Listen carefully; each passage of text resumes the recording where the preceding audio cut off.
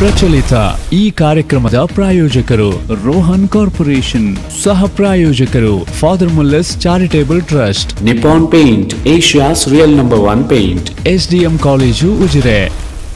ನಮಸ್ಕಾರ, ವಿಶೇಷ ಕಾರ್ಯಕ್ರಮಕ್ಕೆ ಸ್ವಾಗತ. ನಾನು ತಾರನಾಥ್ ಗಟ್ಟಿ ಕಾಪಿಕರ್. ಈ ದಿವಸ ನಾವು ಮಲೇರಿಯಾದ ಬಗ್ಗೆ ಮಾತಾಡ್ತಾ ಇದ್ದೇವೆ. ಅನೇಕ ಮಂದಿಗೆ ಆಶ್ಚರ್ಯ ಆಗ್ಬೋದು. ಕೊರೋನಾದ ಭೀತಿ, ಕೊರೋನಾ ಹಬ್ತಾ ಇರುವಂಥ ಒಂದು ಧಾವಂತದ ನಡುವೆ ಮಲೇರಿಯಾದ ಬಗ್ಗೆ ಮಾತನಾಡುವುದು. ಖಂಡಿತವಾಗಿಯೂ ಮಲೇರಿಯಾದ ಬಗ್ಗೆ ಮಾತನಾಡಲೇಬೇಕಾಗಿದೆ. ಈ ಒಂದು ಕೊರೋನಾದ ಧಾವಂತದ ನಡುವೆ ನಾವು ಮಲೇರಿಯಾವನ್ನು ಮರೆತು ಬಿಡುವಾಗಿಲ್ಲ. ನಾಳೆ ಏಪ್ರಿಲ್ 25ರಂದು ವಿಶ್ವ ಮಲೇರಿಯಾ ದಿನಾಚರಣೆ, ವರ್ಲ್ಡ್ ಮಲೇರಿಯಾ ಡೇ. ಈ ಹಿನ್ನೆಲೆಯಲ್ಲಿ ನಾವು ಮಲೇರಿಯಾದ ಬಗ್ಗೆ ಯಾವ ರೀತಿಯ ಜಾಗೃತಿ ಮತ್ತು ಜಾಗರೂಕತೆಗಳನ್ನು ಮಾಡಬೇಕಾಗಿದೆ ಅನ್ನೋ ಬಗ್ಗೆ ನಾವು ಮಾತಾಡಲಿಕ್ಕಿದ್ದೇವೆ. ಈ ಸಂದರ್ಭದಲ್ಲಿ ನಮ್ಮ ಜೊತೆಗೆ ದಕ್ಷಿಣ ಕನ್ನಡ ಜಿಲ್ಲೆಯ ಜಿಲ್ಲಾ ಮಲೇರಿಯಾ ನೋಡಲ್ ಅಧಿಕಾರಿಯಾಗಿರುವಂಥ ಡಾಕ್ಟರ್ ನವೀನ್ ಚಂದ್ರ ಕುಲಾಲ್ ಅವರಿದ್ದಾರೆ. ನಾನು ಡಾಕ್ಟರ್ ನವೀನ್ ಚಂದ್ರ ಕುಲಾಲ್ ಅವರನ್ನು ಈ ಒಂದು ಕಾರ್ಯಕ್ರಮಕ್ಕೆ ಪ್ರೀತಿಯಿಂದ ಸ್ವಾಗತ ಮಾಡ್ತಿದ್ದೇನೆ ಸರ್. ಡಾಕ್ಟರ್ ನವೀನ್ ಚಂದ್ರ ಕುಲಾಲ್ ಅವರು ಈ ಮಲೇರಿಯಾ ಅವರ ಜವಾಬ್ದಾರಿಯ ಜೊತೆಗೇನೆ ಕೋವಿಡ್ ನೋಡಲ್ ಅಧಿಕಾರಿಯಾಗಿ ಕೂಡ ಕೆಲಸ ಮಾಡ್ತಾ ಇದ್ದಾರೆ. ಸೊ 24x7 ಕೆಲಸ ನಾವು ಈ ಒಂದು ಕೊರೋನಾ ಬಂದ ನಂತರ ಅಥವಾ ಕಳೆದ ವರ್ಷ ಕೊರೋನಾ ಈ ಒಂದು ಲಾಕ್ಡೌನ್ನ ಅವಧಿಯ ನಂತರದಿಂದ ಈ ಕೊರೋನಾ ವಾರಿಯರ್ಸ್, ಫ್ರಂಟ್ ಲೈನ್ ವಾರಿಯರ್ಸ್ಗಳಿಗೆ ಅವರ ಕೆಲಸ, ಅವರ ಶ್ರಮ, ಅವರ ಪರಿಶ್ರಮ ಮತ್ತು ಅವರ ಬದ್ಧತೆ ಅದು 24x7 ರೀತಿಯಲ್ಲಿ ಅವರು ಕೆಲಸ ಮಾಡ್ತಾ ಇದ್ದಾರೆ. ಸೊ ಈ ಎಲ್ಲದರ ನಡುವೆನೇ ಮಲೇರಿಯಾದ ಬಗ್ಗೆ ಕೂಡ ಅದರ ಜಾಗೃತಿ ಮೂಡಿಸುವಂಥ ಕೆಲಸಗಳನ್ನು ನಡೆಸಿಕೊಂಡು ಬರಬೇಕಾಗಿದೆ. ಸೊ ಏಪ್ರಿಲ್ 25 ನಾಳೆ ವಿಶ್ವ ಈ ಒಂದು ಮಲೇರಿಯಾ ದಿನ ಇದೆ. ಮಲೇರಿಯಾ ದಿನದ ಸಂದರ್ಭದಲ್ಲಿ ನಾವು ಮಲೇರಿಯಾವನ್ನು ಅಥವಾ ಮಲೇರಿಯಾದ ಜಾಗೃತಿ ಬಗ್ಗೆ ಮಾತನಾಡುವಂಥದ್ದು. ಸೊ ಈ ವರ್ಷದ ಮಟ್ಟಿಗೆ ಅಂದರೆ ವಿಶ್ವ ಆರೋಗ್ಯ ಸಂಸ್ಥೆ WHO ಈ ಒಂದು ಮಲೇರಿಯಾ ಜಾಗೃತಿ ಸಂದರ್ಭದಲ್ಲಿ ಈ ವರ್ಷ ನಿಗದಿಪಡಿಸಿರುವಂಥ ಒಂದು ಉದ್ದೇಶ ಅಥವಾ ಒಂದು ಗೋಲ್ ಅದು ಏನಂತ ಹೇಳಿದ್ರೆ ರೀಚಿಂಗ್ ಟವರ್ಡ್ಸ್ ಝೀರೋ ಮಲೇರಿಯಾ ಅಂತ.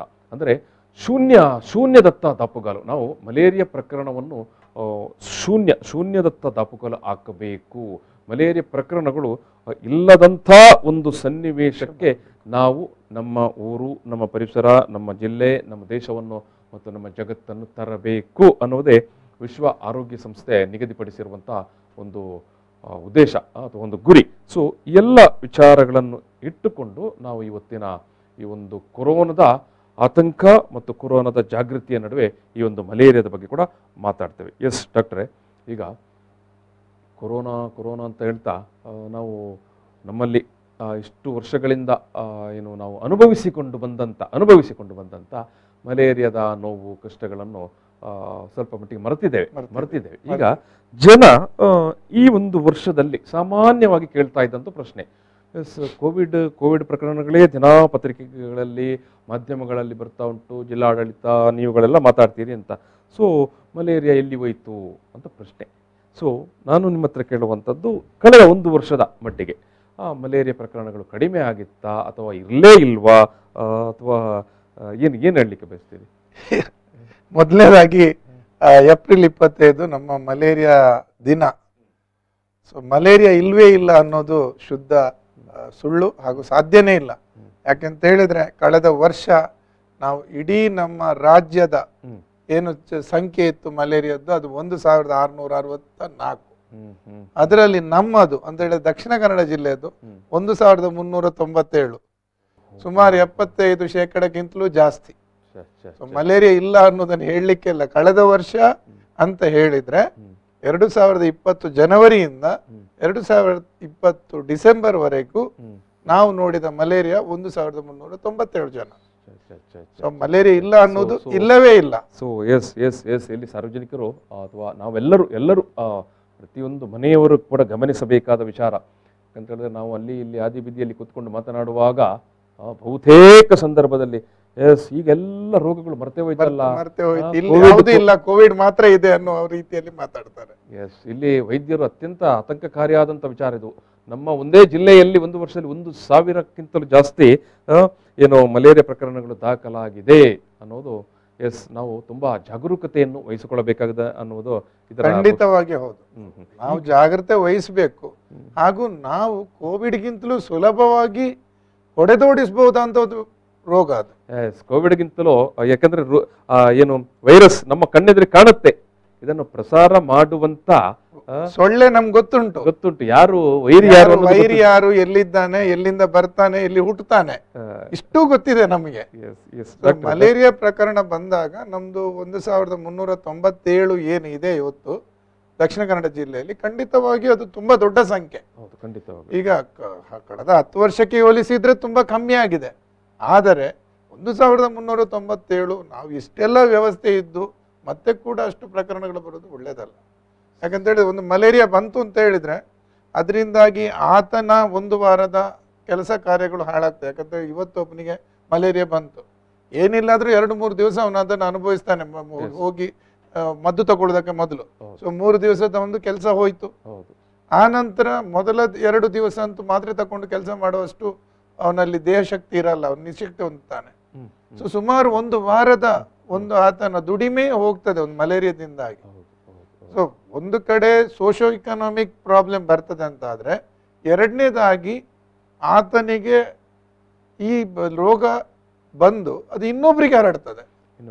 ಆತನು ಹಾಟ್ಸ್ಪಾಟ್ ಆಗ್ತದೆ, ಅವನಿಂದ ಇನ್ನೊಬ್ಬರಿಗೆ ಹರಡ್ತದೆ. ಪೀಡಿತ ವ್ಯಕ್ತಿಯೇ ಒಂದು ಹಾಟ್ಸ್ಪಾಟ್ ಆಗ್ತಾನೆ, ಅವನು ಇನ್ನೊಬ್ಬರಿಗೂ ಹರಡಿಸ್ತಾನೆ. ಅವನಿಗೂ ಬರುತ್ತೆ, ಅವನ ದುಡಿಮೆಯೂ ಹಾಳಾಗ್ತದೆ, ನಾಳೆ ಇನ್ನೊಬ್ಬನ ದುಡಿಮೆಯನ್ನು ತೆಗಿತಾನೆ. ಅಷ್ಟೇ ಅಲ್ಲದೆ ಅವನು ಎಷ್ಟು ದಿವಸ ಜಾಸ್ತಿ ಮಾಡ್ತಾನೆ ಈ ಮಲೇರಿಯಾವದ್ದು ಪರೀಕ್ಷೆ ಮಾಡಿಸ್ಕೊಳ್ಳಿಕ್ಕೆ, ಅಷ್ಟು ದಿವಸಗಳ ಕಾಲ ಅವನು ಇನ್ನೊಬ್ರಿಗೆ ಹರಡಿಸ್ತಾ ಇರ್ತಾನೆ. ಸೊ ತುಂಬಾನೇ ಒಂದು ಕಷ್ಟವಾದ ಸಂಗತಿ ಅದು.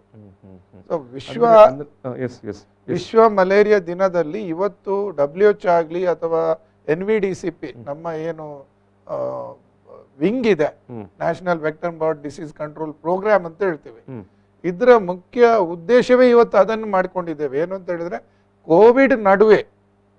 ಕೋವಿಡ್ ನಡುವೆ ಮಲೇರಿಯಾ ಜಾಸ್ತಿ ಆಗದ ರೀತಿಯಲ್ಲಿ ನೋಡಿಕೊಳ್ಳೋದು. ಅಂದ್ರೆ ಕೋವಿಡ್ ಅಂತ ಹೇಳಿ ನಾವು ಎಲ್ಲಾದ್ರೂ ಮಲೇರಿಯಾವನ್ನು ಒಂದ್ ಸ್ವಲ್ಪ ಬಿಟ್ಬಿಟ್ರೆ ನಾಳೆ ಕೋವಿಡ್ 1ನೇ ಅಲೆ ಮುಗಿದು 2ನೇ ಅಲೆ ಬರುತ್ತೆ, 2ನೇ ಅಲೆ ನಂತರ ಹೆಚ್ಚಿನ ಅಂಶ 3ನೇ ಅಲೆ ಬರ್ಲಿಕ್ಕಿಲ್ಲ ಅಂತ ನಾವೊಂದು ಆಶಾಭಾವನೆಯನ್ನು ಇಟ್ಕೊಂಡಿದ್ದೇವೆ. ಅಂದ್ರೆ ಎಲ್ರು ವ್ಯಾಕ್ಸಿನ್ ತಗೊಂಡ್ರೆ. ಅದಕ್ಕೆ ಮಲೇರಿಯಾ ಹಾಗೆ ಅಲ್ಲ, ನೀವು ಈ ಸಲ ಏನಾದ್ರೂ ಅಜಾಗರೂಕತೆ ಮಾಡಿದ್ರೆ ಮುಂದಿನ 1 ದಶಕ ಅದು ಬಿಡುವುದಿಲ್ಲ ನಮ್ಮನ್ನು. ಸೊ ಪ್ರತಿ ವರ್ಷ ಇದು ಏನು ಒಂಥರ ನೀವು ಹೇಳುವಾಗ ಈ ಹಳೆ ಕಾಲದ ಯುದ್ಧದ ತರ. ಹೌದು, ನೀವು ಬರೇ ಒಂದು ಕೋಟೆಯ ಒಂದು ಬಾಗಿಲನ್ನು ಮಾತ್ರ ಟಾರ್ಗೆಟ್ ಮಾಡಿಕೊಂಡು ಕಾದು ಕೂತ್ಕೊಂಡ್ರೆ ಸಾಕಾಗುದಿಲ್ಲ, ಬೇರೆ ಕಡೆಯಿಂದ ಖಂಡಿತ ಬರ್ತಾರೆ ಅಷ್ಟೊತ್ತಿಗೆ. ಮತ್ತೆ ಮಲೇರಿಯಾಕ್ಕೆ ಸಂಬಂಧಪಟ್ಟ ಹಾಗೆ ಅದು ಒಂದು ರೀತಿ ಬೇರೆ ನೋಡಿ. ಈಗ ಕೊರೋನಾಕ್ಕಾದ್ರೆ ನಾವೇನು ಮಾಡ್ಬೋದು, ಜನರು ಇಂಪೋಸ್ ಮಾಡ್ಬೋದು, ಜನರಿಗೆ ಜೋರ್ ಮಾಡ್ಬೋದು, ಮಾಸ್ಕ್ ಹಾಕೊಳ್ಳಿ, ಬರಬೇಡಿ, ವ್ಯಾಕ್ಸಿನ್ ತಕೊಳ್ಳಿ. ಮಲೇರಿಯಾಕ್ಕೆ ಇವತ್ತಿಗೂ ವ್ಯಾಕ್ಸಿನ್ ಇಲ್ಲ. ಒಂದೇ ಒಂದು ದಾರಿ ಅಂತ ಹೇಳಿದ್ರೆ ಜನರು ಮಲೇರಿಯಾ ಹೇಗೆ ಹರಡುತ್ತದೆ ಅನ್ನೋದನ್ನು ಒಪ್ಪಿಕೊಂಡು ಅದನ್ನು ಅರಿತುಕೊಂಡು ಆ ಸೊಳ್ಳೆ ಉತ್ಪತ್ತಿ ಆಗದ ರೀತಿಯಲ್ಲಿ ತಮ್ಮ ದೈನಂದಿನ ಜೀವನವನ್ನು ಚೇಂಜ್ ಮಾಡ್ಕೊಳ್ಬೇಕು. ಇಲ್ಲಿ ಗಮನಿಸಬೇಕಾದ ಅತ್ಯಂತ ಪ್ರಮುಖ ವಿಚಾರ, ಮಲೇರಿಯಾವನ್ನು ಸಂಪೂರ್ಣವಾಗಿ ನಿರ್ಮೂಲನ ಮಾಡುವಂತ ಯಾವುದೇ ವ್ಯಾಕ್ಸಿನ್ ಇಲ್ಲ.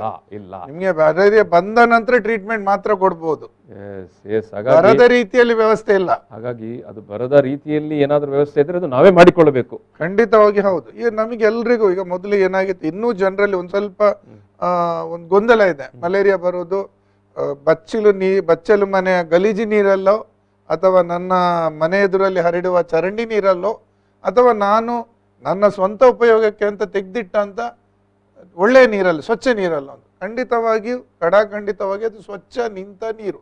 ನೀವು ನಿಮ್ಮ ಸ್ವಚ್ಛ ನೀರಿನಲ್ಲಿ ಬರುವಂತದ್ದು ಅದು ಯಾವಾಗ ನೋಡಿ, ಯಾಕೆ 40 ವರ್ಷ ಮೊದಲು ಮಲೇರಿಯಾ ಇರ್ಲಿಲ್ಲ? ಯಾಕೆ ಇರ್ಲಿಲ್ಲ ಅಂತ ಹೇಳಿದ್ರೆ ಆಗ ನೀರನ್ನು ಸಂಗ್ರಹಿಸಿಡುವ ವ್ಯವಸ್ಥೆ ಇರ್ಲಿಲ್ಲ. ಆಗ ನಮ್ಮ ಮನೆಯಲ್ಲಿ ಬಾವಿ ಇತ್ತು, ಬಾವಿಯಿಂದ ಬಳಸಿಕೊಳ್ಳೋದು. ಹೌದು, ಬೆಳಿಗ್ಗೆ ಹೋಗಿ ಸೇದ್ತಾ ಇದ್ರಿ ನೀವು ನೀರನ್ನು. ಬೇಕಾದ್ರೆ ತಂಬಿಗೆ 2-3 ಸಲ ಅದರಲ್ಲಿ ನೀರಲ್ಲಿ ತಳಮಳ ಮಾಡ್ತಾ ಇದ್ರಿ. ಆಮೇಲೆ ಆ ನೀರು ಅವತ್ತಿನ ನೀರು ಅವತ್ತಿಗೆ ಎಲ್ಲಿವರೆಗೆ ಅಂತ ಹೇಳಿದ್ರೆ ಇವತ್ತಿಗೂ ಕೆಲವೊಂದು ಮನೆಯಲ್ಲಿ ಅಜ್ಜಿ ಇದ್ರೆ ಹಿಂದಿನ ದಿವಸ ನೀರು ಉಪಯೋಗಿಸಲ್ಲ, ಅವರು ಹೊಸದಾಗಿ ಮತ್ತೆ ನೀರು ತೆಗಿತಾರೆ. ಆದ್ರೆ ನಾವೇನ್ ಮಾಡ್ತೇವೆ, ಅಲ್ಲೋ 1 ವಾರ ಮೊದಲು ಅಲ್ಲಿ ನದಿಯಲ್ಲಿ ಸಂಗ್ರಹಿಸಿದ ನೀರು ಆಮೇಲೆ ನಮ್ಮ ಮನೆಯಲ್ಲಿ 1 ವಾರ ಸಂಗ್ರಹ ಆಗ್ತದೆ. ಸೊ ಇಂಥ ಈ ಸಂಗ್ರಹಣ ವ್ಯವಸ್ಥೆಯಿಂದ ಇವತ್ತು ಈ ಸ್ವಚ್ಛ ನಿಂತ ನೀರಿನಲ್ಲಿ ಸೊಳ್ಳೆ ಉತ್ಪತ್ತಿ ಆಗ್ತದೆ. ಅದಕ್ಕೂ ವ್ಯವಸ್ಥೆ ಇಲ್ವಾ? ಇದೆ. ನಿಮ್ಮಲ್ಲಿರುವ ಏನು ಸಂಪ್ ಇದೆ, ಮುಚ್ಚಿಡಿ ಸರಿಯಾಗಿ. ನೀರಿನ ಸಂಪನ್ನು ಸರಿಯಾಗಿ ಮುಚ್ಚಿಡಬೇಕು. ಮನೆ ಮೇಲ್ಗಡೆ ಇರುವ ಟಾಂಕಿಗಳನ್ನು ಸರಿಯಾಗಿ ಮುಚ್ಚಿ. ಮನೆ ಮೇಲಿನ ಟ್ಯಾಂಕಿಗಳನ್ನು ಸರಿಯಾಗಿ ಮುಚ್ಚಿಟ್ಕೊಳ್ಬೇಕು. ಅಲ್ಲೂ ಒಂದು ವಿಶೇಷದ ವ್ಯವಸ್ಥೆ ನೋಡಿ. ಈಗ ಫಾರ್ ಎಕ್ಸಾಂಪಲ್ ನೀವು ಸಿಂಟೆಕ್ಸ್ ಟ್ಯಾಂಕಿ ನೋಡಿದ್ರೆ ಅದಕ್ಕೊಂದು ಮೇಲ್ಗಡೆ ಒಂದು ಮುಚ್ಚಳ ಇರುತ್ತೆ. ಆದ್ರೆ ಜನ ಏನ್ ಮಾಡ್ತಾರೆ, ಅದಕ್ಕೆ ನೀರು ಹಾಯಿಸ್ಲಿಕ್ಕೆ ಮುಚ್ಚಳವನ್ನು ಮೇಲ್ಗಡೆ ಮಾಡಿ ಪೈಪ್ ಅನ್ನು ಇಡ್ತಾರೆ. ನಿಜವಾಗಿ ಸಿಂಟೆಕ್ಸ್ ಅಥವಾ ಸಿಂಟೆಕ್ಸ್ ಒಂದು ಹೆಸರು ಅಷ್ಟೇ. ಆ ರೀತಿಯ ಪ್ಲಾಸ್ಟಿಕ್ ಟ್ಯಾಂಕ್ ಅನ್ನು ಯಾರು ತಯಾರು ಮಾಡಿರ್ತಾನೋ ಅವನು ವಿಜ್ಞಾನಿ ಏನ್ ಮಾಡ್ತಾನೆ, ಅದಕ್ಕೆ ಬೇಕಾದ ವ್ಯವಸ್ಥೆ ಮಾಡ್ತಾನೆ. ಮೇಲ್ಗಡೆ ಒಂದು ಚಿಕ್ಕ ಒಂದು ತೂತನ್ನು ಮಾಡ್ಲಿಕ್ಕೆ ವ್ಯವಸ್ಥೆ ಕೊಟ್ಟಿದ್ದಾನೆ. ಅದರ ಮೂಲಕನೇ ತಾವು ಪ್ಲಾಸ್ಟಿಕ್ ಅನ್ನು ತಮ್ಮ ಪೈಪ್ ಅನ್ನು ಹಾಕ್ಬೇಕು, ಮುಚ್ಚಳವನ್ನು ಭದ್ರವಾಗಿ ಮುಚ್ಚಬೇಕು ಅಂತ ಹೇಳುವ ವ್ಯವಸ್ಥೆ ಕೂಡ ಮಾಡಿದ್ದಾರೆ. ಎಲ್ಲಿವರೆಗೆ ಅಂತ ಹೇಳಿದ್ರೆ ಹೆಚ್ಚಿನ ಅಂಶ ಯಾರೋ ನಮ್ಮ ಮಂಗಳೂರು ಅಥವಾ ಇಂಥ ಮಲೇರಿಯಾಕ್ಕೆ ಸಂಬಂಧಪಟ್ಟವ್ರು ಕೆಲಸ ಮಾಡಿರ್ಬೋದು.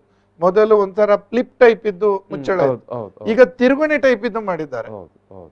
ಸೊ ಇಂಥದ್ದೆಲ್ಲ ಬದಲಾವಣೆ ಮಾಡಿ ಕೂಡ ನಾವು ಮತ್ತೆ ಮುಚ್ಚಳವನ್ನು ಎತ್ತಿಟ್ಟು ಮತ್ತೆ ಅದರಲ್ಲಿ ಪೈಪ್ ಹಾಕಿದ್ರೆ ಸೊಳ್ಳೆಗೆ ಒಳಗೆ ಹೋಗಿ ಮೊಟ್ಟೆ ಇಡುವ ವ್ಯವಸ್ಥೆ ಆಗ್ತದೆ.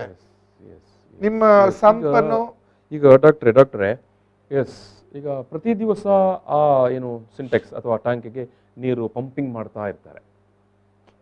ಸೊ ಈವನ್ ದೋ ಸೊಳ್ಳೆಯಲ್ಲಿ ಮೊಟ್ಟೆ ಇಡುತ್ತೆ. ಖಂಡಿತ ಹೌದು. ಯಾಕೆಂತ ಹೇಳಿದ್ರೆ ಪಂಪಿಂಗ್ ಆಗುದು 24 hours ಅಲ್ಲ. ನೀರು ತಳಮಳಾಗಿ ನಿಲ್ತದೆ, ನಿಲ್ಲುವಂತ ಸಮಯದಲ್ಲಿ ಅದು ಹೋಗಿ ಮೊಟ್ಟೆ ಇಡ್ತದೆ. ಒಂದು ಇಟ್ಟಂತ ಮೊಟ್ಟೆ ಅಡಿಯಲ್ಲೇ ನಿಲ್ತದೆ. ಎರಡನೇದು ಅದು ಅದರ ಮೊಟ್ಟೆ ಮತ್ತೆ ಮೇಲ್ಗಡೆ ಬಂದು ಅದು ಲಾರ್ವಾ ಆಗಿ ಮತ್ತೆ ಪ್ಯೂಪ್ ಆಗಿ ಹಾರಿ ಹೋಗ್ತದೆ. ವ್ಯವಸ್ಥೆ ಇರುವುದಿಲ್ಲಿ ಒಂದೇ. ನಿಮ್ಮಲ್ಲಿರುವ ನೀರಿನ ಸಂಗ್ರಹಗಳನ್ನು ಮುಚ್ಚಿಡ್ಲಿಕ್ಕೆ ಸಾಧ್ಯ ಇಲ್ಲದಂತ ಸಂಗ್ರಹಣೆ ಇದ್ರೆ ಅದರಲ್ಲಿ ಲಾರ್ವಾ ಹಾರಿ ಮೀನು ಅಂತ ಇರ್ತದೆ. ಅಂದ್ರೆ ಗಪ್ಪಿ ಮೀನು ಗಪ್ಪಿ ಗಂಬೂಸಿ ಹೇಳ್ತೇವೆ. ನಮ್ಮ ಎನ್ವೈರ್ಮೆಂಟ್ಗೆ, ಮಂಗಳೂರು ಎನ್ವೈರ್ಮೆಂಟ್ಗೆ ಗಪ್ಪಿ ಮೀನು ಅತ್ಯಂತ ಸೂಕ್ತ. ಗಪ್ಪಿ ಮೀನನ್ನು ಅದರಲ್ಲಿ ಇಡ್ಬೋದು. ಗಪ್ಪಿ ಮೀನು ಅಂತ ಕೂಡಲೇ ಯಾರು ತುಂಬಾ ಖುಷಿ ಪಡೋದು ಬೇಡ. ಅದು ಖಾಲಿ ಮೀನಿನ, ಇದು ಸೊಳ್ಳೆಯ ಮರಿ ತಿನ್ಲಿಕ್ಕೆ ಮಾತ್ರ ಇರ್ತದೆ, ನಾವು ತಿನ್ಲಿಕ್ಕೆ ಆಗಲ್ಲ. ಸಣ್ಣದು ತುಂಬಾ ಚಿಕ್ಕ ಗಾತ್ರದ ಮೀನು. ಈಗ ಗಪ್ಪಿ ಮೀನನ್ನು ಈ ನಾವು ನೀರಿನ ಟ್ಯಾಂಕಿಗೆ ಹಾಕಿಕೊಳ್ಬಹುದಾ? ಖಂಡಿತ ಹಾಕಿಕೊಳ್ಬಹುದು. ಆದ್ರೆ ನಿಮ್ಮಲ್ಲಿ ಪಂಪ್ ಆದ್ರೆ, ಆ ಪಂಪ್ ತುಂಬಾ ಫೋರ್ಸಿಬಲ್ ಪಂಪ್ ಆದ್ರೆ ಅದರಲ್ಲಿ ಕೆಲವು ಸಲ ಸೆಳ್ಕೊಳ್ತದೆ. ಆದ್ರೂ ಈ ದೊಡ್ಡ ಮಟ್ಟಿನ ಟ್ಯಾಂಕಿಯಲ್ಲಿ ಹಾಕ್ಲಿಕ್ಕೆ ಆಗತ್ತೆ. ತುಂಬಾ ಚಿಕ್ಕ ಟ್ಯಾಂಕಿಗೆ ಅಗತ್ಯ ಇರುವುದಿಲ್ಲ. ಮೇಲ್ಗಡೆಯಿಂದ ಮುಚ್ಚಿಕೊಳ್ಳುವುದೇ ಒಳ್ಳೆಯ ವಿಷಯ. ಸೊ ಇದು ಒಂದು ಅಂತ ಆದ್ರೆ, ಸೊ ಇಟ್ ಮೀನ್ಸ್ ನೀವು ಹೇಳೋ ಪ್ರಕಾರ ಪ್ರತಿ ಒಂದು ಮನೆ ಕೂಡ ಈ ಒಂದು ಮಲೇರಿಯಾ ಸೃಷ್ಟಿಯ ಒಂದು ಹಾಟ್ಸ್ಪಾಟ್. ಖಂಡಿತ ಹೌದು. ಅದು ಜನವಸತಿ ಇಲ್ಲದ ಮನೆ ಜಾಸ್ತಿ. ಯಾಕಂತ ಹೇಳಿದ್ರೆ ಯಾವತ್ತೋ ಒಂದ್ ದಿವಸ ಅವರು ನೀರು ಸಂಗ್ರಹಿಸಿಟ್ಟು ಎಲ್ಲೋ ಹೋಗಿರ್ತಾರೆ. ಎಷ್ಟು ನೀರು ಎಷ್ಟೋ ದಿನ ಅಲ್ಲಿರ್ತದೆ. ಎಷ್ಟು ದಿವಸ ನೀರು ಅಲ್ಲಿ ಇರ್ತದೆ, ಅಷ್ಟು ದಿವಸ ಸೊಳ್ಳೆ ಅದರಲ್ಲಿ ಮೊಟ್ಟೆ ಇಡ್ತದೆ. ಒಂದು ವೇಳೆ ಬಹುಶಃ ಈ ಕನ್ಸ್ಟ್ರಕ್ಷನ್ ಆಗ್ತಾ ಇರುವಂತ ಮನೆಗಳು, ಕಟ್ಟಡಗಳು, ಕಾಂಪ್ಲೆಕ್ಸ್ಗಳು, ಕಟ್ಟಡ ಕನ್ಸ್ಟ್ರಕ್ಷನ್ ನೋಡಿ, ಅದು ತುಂಬಾ ಒಳ್ಳೆಯ ವಿಷಯಕ್ಕೆ ತಾವು ಬಂದ್ರೆ. ಈಗ ಕಟ್ಟಡ ಕನ್ಸ್ಟ್ರಕ್ಷನ್ ಅನ್ನೋದು ಮಂಗಳೂರಿಗೆ ಮಲೇರಿಯಾ ತಗೊಂಡ್ಬಂದಿದೆ. ಓಕೆ, 50 ವರ್ಷ ಹಿಂದೆ ಹೋದ್ರೆ ನಮ್ಮಲ್ಲಿ ಮಲೇರಿಯಾ ತುಂಬಾನೇ ಕಮ್ಮಿ ಇತ್ತು. ಇನ್ನೊಂದು 10 ವರ್ಷ ಹಿಂದೆ ಹೋದ್ರೆ ನಮ್ಮಲ್ಲಿ ಮಲೇರಿಯಾನೇ ಇರ್ಲಿಲ್ಲ. ಖಂಡಿತ ಯಾವ ಹಿರಿಯರನ್ನು ನಾವು ಹಿರಿಯ ನಾಗರಿಕರನ್ನು ಮಾತನಾಡಿಸಿ ನೋಡಿದ್ರೆ ಮಾಹಿತಿಗಳಿಲ್ಲ. ಯಾಕೆಂತ ಹೇಳಿದ್ರೆ ಬೇರೆ ಕಡೆಯಿಂದ ಯಾವ ಮಲೇರಿಯಾ ಪೀಡಿತ ಪ್ರದೇಶದಿಂದ ಕಾರ್ಮಿಕರು ಬಂದ್ರು ಇಲ್ಲಿ. ನಮ್ಮ ಊರಿನಲ್ಲಿ ಸೊಳ್ಳೆ ಉತ್ಪತ್ತಿಗೆ ಬೇಕಾದ ವ್ಯವಸ್ಥೆ ಚೆನ್ನಾಗಿತ್ತು. ನಮ್ಮ ಏನು ಉಷ್ಣತೆ ಇದೆ, ಈಗ ದಕ್ಷಿಣ ಕನ್ನಡ ಜಿಲ್ಲೆಯ ಉಷ್ಣತೆ ಏನಿದೆ ಅದು ಮ್ಯಾಕ್ಸಿಮಮ್ ಇರೋದು 18 ರಿಂದ 32 ಡಿಗ್ರಿ ಒಳಗೆ, ಮ್ಯಾಕ್ಸಿಮಮ್ 36. ಅದು ಈ ಏಪ್ರಿಲ್ ಮೇ ಟೈಮ್. ಸೊ 18 ರಿಂದ 36 ಡಿಗ್ರಿ ಒಳಗಡೆನೆ ಸೊಳ್ಳೆ ಬದುಕುದು. ಸೊ ಈ ಒಂದು ವ್ಯವಸ್ಥೆ ಸೊಳ್ಳೆಗೆ ಹೇಳಿ ಮಾಡಿಸಿದಂಥದ್ದು. ಇನ್ನೊಂದು ಅಂತ ಹೇಳಿ ಸೊಳ್ಳೆಗೆ ಆರ್ದ್ರತೆ ಬೇಕು, ಅಥವಾ ತೇವಾಂಶ ಬೇಕು. ಅದು ನಮ್ಮಲ್ಲಿ ಅಂತೂ ಎಷ್ಟು ಬೇಕಷ್ಟು ಇದೆ. ನಮ್ಮಲ್ಲಿರುವಷ್ಟು ತೇವಾಂಶ ಹೆಚ್ಚಿನ ಈ ಕಾಸ್ಟಲ್ ಬೆಲ್ಟ್ ಅಲ್ಲಿ ತೇವಾಂಶ ಜಾಸ್ತಿ ಇರುತ್ತೆ. ನದಿ ತೀರಗಳು, ಸಮುದ್ರ ತೀರಗಳು. ಹೌದು. ಸೊ ಈ ಎರಡು ವಿಷಯ ಸೊಳ್ಳೆಯ ಹುಟ್ಟಿಗೆ ಮತ್ತು ಸೊಳ್ಳೆಯ ವಂಶಾಭಿವೃದ್ಧಿಗೆ ಹಾಗೂ ಸೊಳ್ಳೆಯ ಬದುಕಿಗೆ ಇದು ಹೇಳಿ ಮಾಡಿಸಿದಂಥದ್ದು. It is readymade. ನೀವು ಒಂದು ಸೊಳ್ಳೆಯನ್ನು ಇಲ್ಲಿ ತಂದು ಬಿಟ್ರೆ ಆಯ್ತು, ಅದಕ್ಕೆ ನೀರು ಸಾಕಷ್ಟು ಇದ್ರೆ ನೆಕ್ಸ್ಟ್ ಒಂದು ವರ್ಷದ ಒಳಗೆ ಲಕ್ಷಾನುಗಟ್ಟಲೆ ಸೊಳ್ಳೆ ಆಗ್ತದೆ. ಯಾಕಂದ್ರೆ ಒಂದು ಸೊಳ್ಳೆ ಒಮ್ಮೆ ಮೊಟ್ಟೆ ಇಡುವಾಗ ಸುಮಾರು 100 ರಿಂದ 150 ಮೊಟ್ಟೆ ಇಡ್ತದೆ. 150 ಮೊಟ್ಟೆ ಇಡುವಾಗ ನಾಳೆ ಆ ಮೊಟ್ಟೆಗಳು ಒಡೆದು ಮರಿ ಮತ್ತೆ ಸೊಳ್ಳೆ ಆಗಿ ಹೊರಗೆ ಬಂದು ಅವುಗಳು ಮತ್ತೆ ಮೊಟ್ಟೆ ಇಡುವಾಗ 150 ಇಂಟು ಮತ್ತೆ ಅಷ್ಟೇ. ಇಟ್ ಈಸ್ ನೀವು ನೀವು ಊಹಿಸ್ಲಿಕ್ಕೆ ಲೆವೆಲ್ ಅಲ್ಲಿ ಹೋಗುತ್ತೆ. ಒಂದೇ ಒಂದು ದಾರಿ ಅಂತ ಹೇಳಿದ್ರೆ ಪ್ರತಿಯೊಬ್ರು ಈ ನೀವು ಆಗದೆ ಹೇಳಿದ್ದು ಸ್ವಚ್ಛ ನಿಂತ ನೀರು ಅದರ ಬಗ್ಗೆ ಮೊದಲಾಗಿ ಯೋಚಿಸ್ಬೇಕು. ನನ್ನ ಮನೆಯಲ್ಲಿ ನಾನು ಸೊಳ್ಳೆ ಉತ್ಪಾದಿಸುತ್ತಿಲ್ಲ, ಅದು ನನ್ನ ಬದ್ಧತೆ ಆಗ್ಬೇಕು, ಅವನು ಆ ಬಗ್ಗೆ ಯೋಚಿಸ್ಬೇಕು. ಇದದು ನಾವು ಏನು ದಿನನಿತ್ಯ ರಸ್ತೆ ಬದಿಯಲ್ಲಿ ಹೋಗುವಾಗ ಅಥವಾ ನೇತ್ರಾವತಿ ನದಿ ತೀರದಲ್ಲಿ ಹೋಗುವಾಗ ನೋಡ್ತೇವೆ, ಎಲ್ಲ ಬೆಳ್ಳಂಬೆಳಗಿನ ಹೊತ್ತು ತಂದು ಪ್ಲಾಸ್ಟಿಕ್ನಲ್ಲಿ ಕಟ್ಟಿ ಕಸಗಳನ್ನು ಎಸೆದೋಗಿರ್ತಾರೆ. ಹೌದು, ಎಸ್. ಅದೇ ಯಾರಿಗೆ ನನ್ನ ಮನೆಯ ಕಸವನ್ನು ನಾನು ಒಂದು ಸೂಕ್ತವಾಗಿ ವಿಲೇವಾರಿ ಮಾಡ್ತೇನೆ, ಕಸ ಏನು ಆಯ್ಲಿಕ್ಕೆ ಬರುವವರಿಗೆ ಕೊಡ್ತೇನೆ ಅಥವಾ ಕಸ ಆಯ್ಲಿಕ್ಕೆ ಬರುವಂತ ಲಾರಿ ಟೆಂಪಗೆ ಕೊಡ್ತೇನೆ, ಅದೊಂದು ಬದ್ಧತೆ ಖಂಡಿತ ಅಲ್ಲ. ನೂರಾರು ಜನರಲ್ಲಿ ಇದೆ ನಮ್ಮಲ್ಲಿ. ಸೊ ಒಂದಷ್ಟು ಜನ ಅದನ್ನು ಪಾಲಿಸುವುದಿಲ್ಲ. ಸೊ ಅಂಥವರೆಲ್ಲ ರಸ್ತೆಯಲ್ಲಿ ತಂದದನ್ನು ಬಿಸಾಡಿ ಹೋಗ್ತಾರೆ. ಸೊ ನೀವು ಹೇಳೋ ಪ್ರಕಾರ ಬಹುಶಃ ಇಲ್ಲಿ ಕೂಡ ಒಂದು ಬದ್ಧತೆ ಬೇಕು. ಯಾಕಂದ್ರೆ ಎಸ್, ನಾನು ನನ್ನ ಮನೆಯಲ್ಲಿ ನಾನು ಮಲೇರಿಯಾದ ಸೊಳ್ಳೆ ಉತ್ಪತ್ತಿ ಆಗ್ಲಿಕ್ಕೆ ಅವಕಾಶ ಕೊಡುವುದಿಲ್ಲ. ಒಂದು ಮಾತು. ಇನ್ನೊಂದು ನೀವು ಹೇಳಿದ ಅದಕ್ಕೂ ಕನೆಕ್ಷನ್ ಇದೆ. ನನ್ನಲ್ಲಿರುವ ಮನೆಯ ಪ್ಲಾಸ್ಟಿಕ್ ಅನ್ನು ನಾನು ಬದ್ಧತೆ ಇಲ್ಲದೆ ತಗೊಂಡೋಗಿ ಎಲ್ಲಿಯಾದ್ರೂ ಹಾಕಿದ್ರೆ ಆ ಪ್ಲಾಸ್ಟಿಕ್ ಅಲ್ಲೇ ಬಿದ್ದಿರ್ತದೆ. ಮಂಗಳೂರು ಅಂತ ಹೇಳಿದ್ರೆ ನಿಮಗೆ ವರ್ಷದಲ್ಲಿ 6 ತಿಂಗಳು ಮಳೆ ಬರ್ತದೆ. ಇದು ಮೊದಲಿನ ಕಾಲದಲ್ಲಿ. ಈಗಿನ ವರ್ಷದಲ್ಲಿ ಏನಿಲ್ಲ, 12 ತಿಂಗಳು ಮಳೆ ಬಂದಿದೆ. ಈ 21ರಲ್ಲಿ 2021ರಲ್ಲಿ ನಮಗೆ ಪ್ರತಿ ತಿಂಗಳು ಮಳೆ ಬಂದಿದೆ. ಸೊ ಪ್ರತಿ ತಿಂಗಳು ಬೆಳೆದ ಮಳೆ ನೀವು ಬಿಸಾಡಿದ ಪ್ಲಾಸ್ಟಿಕ್ ಅಲ್ಲಿ ನಿಂತ್ರೆ ಅಲ್ಲಿ ಮತ್ತೆ 7 ದಿವಸದಲ್ಲಿ ಮತ್ತೆ ಸೊಳ್ಳೆ ಉತ್ಪತ್ತಿ. ನಾವು ಕೇವಲ ಏನು ನಮ್ಮ ಊರನ್ನು ಮಾತ್ರ ಕಲ್ಮಶ ಮಾತ್ರ ಮಾಡೋದಲ್ಲ, ನಮ್ಮ ಭೂಮಿಯನ್ನು ಕಲ್ಮಶ ಮಾಡೋದಲ್ಲ, ನಾವು ಮಲೇರಿಯಾವನ್ನು ಕೂಡ ಸೃಷ್ಟಿ ಮಾಡಿಸ್ತಾ ಇದ್ದೇವೆ. ಖಂಡಿತವಾಗಿ ಹೌದು. ಪ್ಲಾಸ್ಟಿಕ್ ಅನ್ನೋದು ಅಥವಾ ಪ್ಲಾಸ್ಟಿಕ್ ಅಲ್ಲಿ ನಿಂತ ನೀರು ಮಲೇರಿಯಾಕ್ಕೆ ತುಂಬಾ ಪ್ರೀತಿ. ಹಾಗಂತ ಹೇಳಿದ್ರೆ ನೀರು ಸರಿಯಾಗಿರ್ತದೆ, ಟೆಂಪರೇಚರ್ ಇರ್ತದೆ, ಅದರಲ್ಲಿ ಸರಿಯಾದ ಉಷ್ಣತೆಯಲ್ಲಿ ಇರ್ತದೆ. ಸೊ ಅದಕ್ಕೆ ತುಂಬಾ ಹೇಳಿ ಮಾಡಿಸಿದ್ದೆಲ್ಲ. ಪ್ಲಾಸ್ಟಿಕ್ ಘನತ್ಯಾಜ್ಯ ವಸ್ತುಗಳ ವಿಲೇವಾರಿ ಅಥವಾ ಅದರಲ್ಲಿ ಇನ್ನೊಂದು ಜವಾಬ್ದಾರಿ, ನೀವು ಬದ್ಧತೆ ಹೇಳಿದ ಕಾರಣ ನಾನೊಂದು ಮಾತು ಕೇಳ್ತೇನೆ. ಈ ಕಸ ವಿಂಗಡಣೆ ಏನಿದೆ ಅದು ಕೂಡ ಮನೆಯಲ್ಲಿ ಅತಿ ಅಗತ್ಯ. ಮತ್ತು ಒಣಗಿದ ಕಸ ಮತ್ತು ಈ ಪ್ಲಾಸ್ಟಿಕ್, ಖಂಡಿತ ಇವುಗಳನ್ನು ಸರಿಯಾಗಿ ವಿಂಗಡಿಸದೆ ಈ ಘನತ್ಯಾಜ್ಯ ವಸ್ತುಗಳನ್ನು ಅಥವಾ ಪ್ಲಾಸ್ಟಿಕ್ ವಸ್ತುಗಳನ್ನು ಹೊರಗೆ ಬಿಸಾಡಿದ್ರೆ ಕೆಲವೊಂದಷ್ಟು ಜನರಲ್ಲಿ ಇರ್ತದೆ, ನನ್ನ ಮನೆ ಸರಿ ಇರ್ತದೆ, ನನ್ನ ಕಾಂಪೌಂಡ್ ಸರಿ ಇದೆ, ತಗೊಂಡೋಗಿ ಆಚೆ ಮನೆಗೆ ಹಾಕ್ತೀನಿ. ಆಚೆ ಮನೆ ಅಥವಾ ಹೊರಗಿನ ರೋಡ್ ಅಲ್ಲಿ ಹಾಕಿದ್ರು ಅಲ್ಲಿ ನೀರು ನಿಂತರು ಸೊಳ್ಳೆ ಏನಾಗತ್ತೆ, ಈಗ ಅನಾಫಲಿಸ್ ಸೊಳ್ಳೆದ್ ಒಂದು ತೊಂದರೆ ಅಂತ ಹೇಳಿದ್ರೆ ಸುಮಾರು 1 ಕಿಲೋಮೀಟರ್ನಷ್ಟು ದೂರ ಹಾರ್ತದೆ. ಅದು ಓಡಾಡುವ ವ್ಯಾಪ್ತಿ 1 ಕಿಲೋಮೀಟರ್. 1 ಕಿಲೋಮೀಟರ್ ಜಾಸ್ತಿ, ನಾನು ಎವರೇಜ್ ಹೇಳಿದ್ದು ಸುಮಾರು 3 ಕಿಲೋಮೀಟರ್ ಅಷ್ಟು ಹೋಗ್ಬೋದು. ಅದು ಎಷ್ಟು ಎತ್ತರಕ್ಕೆ ಸಾಮಾನ್ಯ 20 ಫೀಟ್ಗಿಂತಲೂ ಮೇಲೆ ಹೋಗ್ತದೆ. ಸೊ ಅದು ಎಲ್ಲ ಖಂಡಿತ ಆ ಮಾತನ್ನು ನಾವು ಒಪ್ಪುದೇ ಬೇಡ. ಕೆಲವರೊಂದಷ್ಟು ಜನರ ಮನಸ್ಥಿತಿ ಇದೆ, ನಾನು ಮೇಲಿನ ಮಹಡಿಯಲ್ಲಿದ್ದೇನೆ, ನನಗೆ ಸೊಳ್ಳೆ ಕಚ್ಚಲ್ಲ, ಅಥವಾ ನಾನು AC ಹಾಕೊಂಡು ಮಲಗ್ತೇನೆ, ನಾನು AC-ಯಲ್ಲಿ ಮಲಗ್ತೇನೆ, ನಾನು ತುಂಬಾ ಉಷ್ಣತೆ ಕಮ್ಮಿ ಮಾಡಿಕೊಂಡು ಮಲಗಿದ್ದೇನೆ, ನನಗೆ ಸೊಳ್ಳೆ ಕಚ್ಚಲ್ಲ. ಖಂಡಿತ ತಪ್ಪು. ಸೊಳ್ಳೆ ನಿಮಗೆ 18 ಡಿಗ್ರಿಗಿಂತ ಕಮ್ಮಿ ಉಷ್ಣತೆಯಲ್ಲಿ ನಮ್ಗೆ ಮಲಗ್ಲಿಕ್ಕೆ ಆಗಲ್ಲ, ಸಾಧ್ಯನೇ ಇಲ್ಲ. 18ರಿಂದ 36 ಡಿಗ್ರಿ ಒಳಗಡೆ ಕಚ್ತದೆ. ನೀವು ಸೊಳ್ಳೆಯನ್ನು ಉತ್ಪಾದಿಸ್ತೀರಿ ಮನೆಯಲ್ಲಿ. ಇದೆರಡು ಕೆಲಸ ಮಾಡಿದ್ರೆ ಸೊಳ್ಳೆಯನ್ನು ನಾವು ನಿಲ್ಲಿಸಲಿಕ್ಕೆ ಸಾಧ್ಯನೇ ಇಲ್ಲ. ನೀವು ಎಷ್ಟು ಎತ್ತರದ ಮಾಳಿಗೆಯಲ್ಲಿ ಇದ್ದರು ಖಂಡಿತವಾಗಿ ಬರ್ತದೆ. ಮತ್ತೆ ಅಲ್ಲಿ ಇನ್ನೊಂದು ಅಂತ ಹೇಳಿದ್ರೆ, ನಾವು ಸಾಕಷ್ಟು ಡೆಂಗು ಟೈಮಲ್ಲೂ ನೋಡಿದ್ದೇವೆ. ಎಷ್ಟೆಷ್ಟು 10ನೇ ಮಾಳಿಗೆ 12 ಮಾಳಿಗೆಯಲ್ಲೂ ಕೂಡ ಬ್ರೀಡಿಂಗ್ ನೋಡಿದ್ದೇವೆ. ಖಂಡಿತ ಇರ್ತದೆ. ಇನ್ನೊಂದು ಅಂತ ಹೇಳಿದ್ರೆ, ನಮ್ಮ ತುಂಬಾ ದೊಡ್ಡ ಒಂದು ಇಲ್ಲಿ ಸಮಸ್ಯೆ ಅಂತ ಹೇಳಿದ್ರೆ ಟೈರ್ಗಳದ್ದು. ಮನೆಯಲ್ಲಿ ವಾಹನ ಉಂಟು ಅಂತ ಹೇಳಿದ್ರೆ ನಿಮ್ಮಲ್ಲಿ ಟೈರ್ ಎಕ್ಸ್ಟ್ರಾ ಉಂಟು, ಯಾಕೆ ತಗೊಂಡು ಬರ್ತಾರೆ ಅನ್ನೋದು ಯಾರಿಗೂ ಗೊತ್ತಿಲ್ಲ. ನೀವು ಉಪಯೋಗಿಸಿದ ಟೈರ್ ನಿಮ್ಗೇನು ಉಪಯೋಗ ಇಲ್ಲ, ಅದು ಖಂಡಿತವಾಗಿ ಒಂದು ವೇಸ್ಟ್. ನೀವು ಅದರ ಬದಲು ಎಲ್ಲಿ ಟೈರ್ ಅನ್ನು ಬದಲಿಸಿದ್ರು ಅದೇ ವ್ಯಕ್ತಿಗೆ ನೀಡಿದ್ರೆ ಆತದನ್ನು ಏನಾದ್ರೂ ಅದನ್ನು ವಿಲೇವಾರಿ ಮಾಡ್ತಾನೆ, ಸೈಂಟಿಫಿಕ್ ಆಗಿ ವಿಲೇವಾರಿ ಮಾಡಬಹುದು. ನೀವು ಮನೆಯಲ್ಲಿ ತೆಗೆದುಕೊಂಡು ಬಂದು ಸ್ವಲ್ಪ ದಿವಸ ಮನೆಯ ಹೊರಗಡೆ ಅಂಗಳಲ್ಲಿ ಇಟ್ಟರೆ ಅದರಲ್ಲಿ ಮಳೆ ನೀರು ನಿಂತರೆ ವರ್ಷಾನುಗಟ್ಲೆ ಆ ನೀರು ಹೋಗುದಿಲ್ಲ. ಯಾಕೆಂತ ಹೇಳಿದ್ರೆ ನೀವೇ ನೋಡಿ ಬಿಡಿ, ಒಮ್ಮೆ ಒಂದು ಟೈರಲ್ಲಿ ನಿಂತ ನೀರನ್ನು ತೆಗಿಲಿಕ್ಕೆ ಆಗ್ತದ ಅಂತ ಆಗುದಿಲ್ಲ. ಅದು ಯಾವ ರೀತಿ ತಿರುಗಿಸಿದ್ರು ಅದರೊಳಗೆ ಸಿಗ್ತದೆ. ಸೊ ಹಾಗಾಗಿ ಆ ಕಷ್ಟ ಬೇಡ ಅಂತ ಅಲ್ಲೇ ಬಿಟ್ಟು ಬಿಡ್ತಾರೆ. ಸೊ ಅದು ನಿಮಗೂ ಬರ್ಬೋದು ಮಲೇರಿಯಾ, ಪಕ್ಕದ ಮನೆಯವರಿಗೂ ಬರ್ಬೋದು. ಸೊ ನಾವು ಮೊದಲಾಗಿ ಭಾರಿ ಸ್ಪಷ್ಟ ಅಂದ್ರೆ ಈ ಮಲೇರಿಯಾದ ಮೂಲ ಉತ್ಪಾದಕರು ನಾವೇ. 100ಕ್ಕೆ 100 ಯಾವಾಗದವರೆಗೆ ಸಮಾಜ ಒಂದು ಕಟಿಬದ್ಧವಾಗಿ ಪ್ರತಿಜ್ಞೆ ಮಾಡ್ತದೋ, ನೀವು ಆಗ ಹೇಳಿದ್ ನನ್ನ ಮನೆಯಲ್ಲಿ ನಾನು ಉತ್ಪತ್ತಿ ಮಾಡೋದಿಲ್ಲ, ಒಂದು ಇಡೀ ವಿಲೇಜ್ ಹೇಳ್ತದೆ ನಮ್ಮ ಗ್ರಾಮದಲ್ಲಿ ನಾವು ಯಾವುದೇ ರೀತಿಯ ಸೊಳ್ಳೆ ಉತ್ಪಾದನೆಗೆ ಅವಕಾಶ ಕೊಡುವುದಿಲ್ಲ ಅಂತ ಹೇಳುವ ಪ್ರತಿಜ್ಞೆ ಮಾಡಿ ಅದಕ್ಕೆ ಬೇಕಾದಾಗೆ ನಡ್ಕೊಂಡ್ರೆ ಖಂಡಿತವಾಗಿಯೂ ಆ ಗ್ರಾಮಕ್ಕೆ ಮಲೇರಿಯಾ ಆಗಲಿ ಡೆಂಗು ಆಗಲಿ ಬರುವುದಿಲ್ಲ.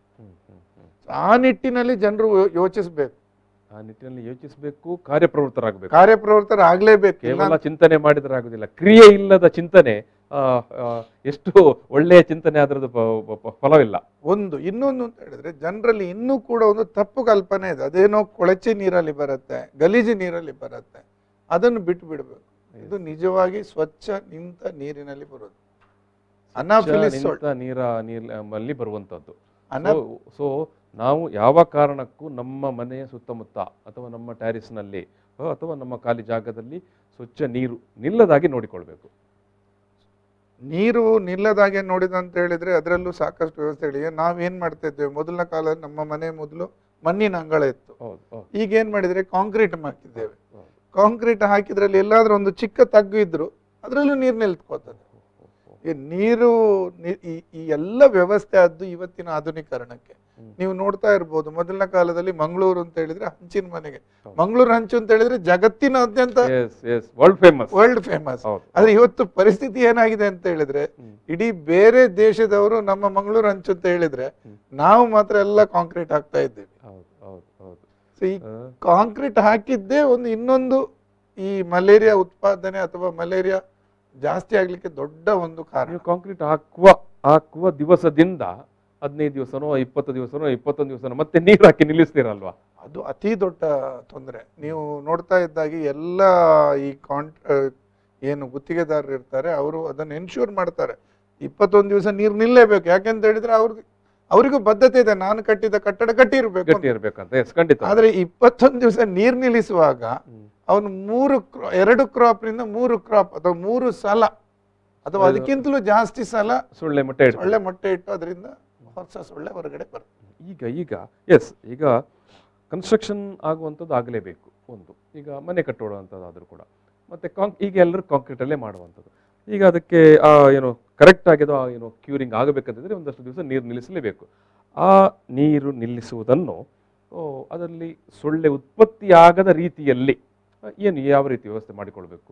ಖಂಡಿತ ಇದೆ, ಅದಕ್ಕೆ ಬೇಕಾದ ಸರಿಯಾದ ವ್ಯವಸ್ಥೆ ಇದೆ. ನೋಡಿ, ಎಲ್ಲ ಕಾನೂನುಬದ್ಧವಾಗಿಯೂ ಇದೆ, ಮನುಷ್ಯ ಸಹಜವಾಗಿ ಮಾಡಬೇಕಾದ್ದು ಇದೆ. ಕಾನೂನುಬದ್ಧವಾಗಿ ಏನು ಅಂತ ಹೇಳಿದ್ರೆ ನೀವು ನಿಮ್ಮ ಏನು ಲೈಸೆನ್ಸ್ ಪಡ್ಕೋತೀರಿ ಆ ಲೈಸೆನ್ಸ್ ಪಟ್ಟಿಯಲ್ಲೇ ಬರ್ದಿರ್ತದೆ ನಾನು ಸೊಳ್ಳೆ ಉತ್ಪಾದನೆ ಮಾಡದ ರೀತಿಯಲ್ಲಿ ವ್ಯವಸ್ಥೆ ಮಾಡ್ಕೊಳ್ತೇನೆ, ಟೆಮಿಫಾಸ್ ಅನ್ನುವ ಸೊಲ್ಯೂಷನ್ ಅನ್ನು ಪಡ್ಕೊಂಡಿರ್ತೇನೆ ಅಂತ. ಟೆಮಿಫಾಸ್ ಅನ್ನುವ ಒಂದು ಕೆಮಿಕಲ್ ಇರುತ್ತೆ, ಇದು ಕೆಮಿಕಲ್ ತುಂಬಾ ಮನುಷ್ಯ ಜೀವಕ್ಕೆ ತೊಂದರೆ ಮಾಡಲ್ಲ. ಸೊ ಅದನ್ನು ಸರಿಯಾದ ಪ್ರಮಾಣದಲ್ಲಿ ಬೆರೆಸಿ ಅದನ್ನು ಸ್ಪ್ರೇ ಮಾಡಬಹುದು ಅಥವಾ ಡೈರೆಕ್ಟ್ ಆಗಿ ಕೂಡ ಹಾಕಬಹುದು. ಅದು ಎಲ್ಲೆಲ್ಲಿ ಸಿಗ್ತದೆ? ಅದು ಯಾವುದೇ ನಿಮ್ಮ ಅಗ್ರಿಕಲ್ಚರ್ ಅಂಗಡಿಯಲ್ಲಿ ಪೆಸ್ಟಿಸೈಡ್ ಅಲ್ಲಿ ಸಿಗತ್ತೆ. ಟೆಮಿಫಾಸ್ ಅಂತ ಹೇಳ್ತೀವಿ, ಟೆಮಿಫಾಸ್. ಅದನ್ನು ನೀರಿಗೆ ಹಾಕಿ ಅದನ್ನು ಒಂದು ನಿಗದಿತ ಪ್ರಮಾಣ ಹಾಕಬೇಕು. ಅದನ್ನು ಹಾಕಿ 1 ಲೀಟರ್ ನೀರಿಗೆ ಹಾಕಿ ಅದನ್ನು ಮತ್ತೆ ತಯಾರಿಸಿದ ದ್ರಾವಣವನ್ನು ಸಂಬಂಧಪಟ್ಟ ನೀರಿನಲ್ಲಿ ಹಾಕಿದ್ರೆ ವಾರಕ್ಕೊಮ್ಮೆ ಹಾಕ್ತಾ ಬಂದ್ರು ಖಂಡಿತವಾಗಿ ನಿಮ್ಮಲ್ಲಿ ಸೊಳ್ಳೆ ಉತ್ಪತ್ತಿ ಆಗುದಿಲ್ಲ. ಈಗ ಮಾಮೂಲಿ ಒಂದಷ್ಟು ಜನ ಕೆಲವೊಮ್ಮೆ ಸುಣ್ಣ ಬಳಸುವುದು ಉಂಟು. ಸುಣ್ಣ ಬಳಸಿ ನೀರಿಗೆ ಹಾಕಿ ಬಿಟ್ರೆ ಅದರಲ್ಲಿ ಏನು ಮತ್ತೆ ಉತ್ಪತ್ತಿ ಆಗುವುದಿಲ್ಲ ಅಂತ. ತಪ್ಪದು. ಸುಣ್ಣ ಬಳಸ್ತಾರೆ ಜನ, ಬ್ಲೀಚಿಂಗ್ ಹಾಕ್ತಾರೆ. ಇದು ಎರಡು ತಪ್ಪು. ಬ್ಲೀಚಿಂಗ್ ಹಾಕಿದ್ರೆ ಉಲ್ಟಾ ನಿಮ್ಮ ಸಿಮೆಂಟ್ಗೆ ತೊಂದರೆ. ನೀವು ಟೆಮಿಫಾಸ್ ಸೊಲ್ಯೂಷನ್ ಹಾಕಿ ಖಂಡಿತವಾಗಿ ತೊಂದರೆ ನಿಮ್ಮ ಸಾಲ್ವ್ ಆಗತ್ತೆ. ಇಲ್ಲ 21 ದಿವಸದ ನಡುವೆ ವಾರಕ್ಕೆ ಒಮ್ಮೆ ನೀರನ್ನು ಸಂಪೂರ್ಣ ಬತ್ತಿಸಿ ಗುಡಿಸಿ ಮತ್ತೆ ಹೊಸ ನೀರನ್ನು ಕಟ್ಟಬಹುದು.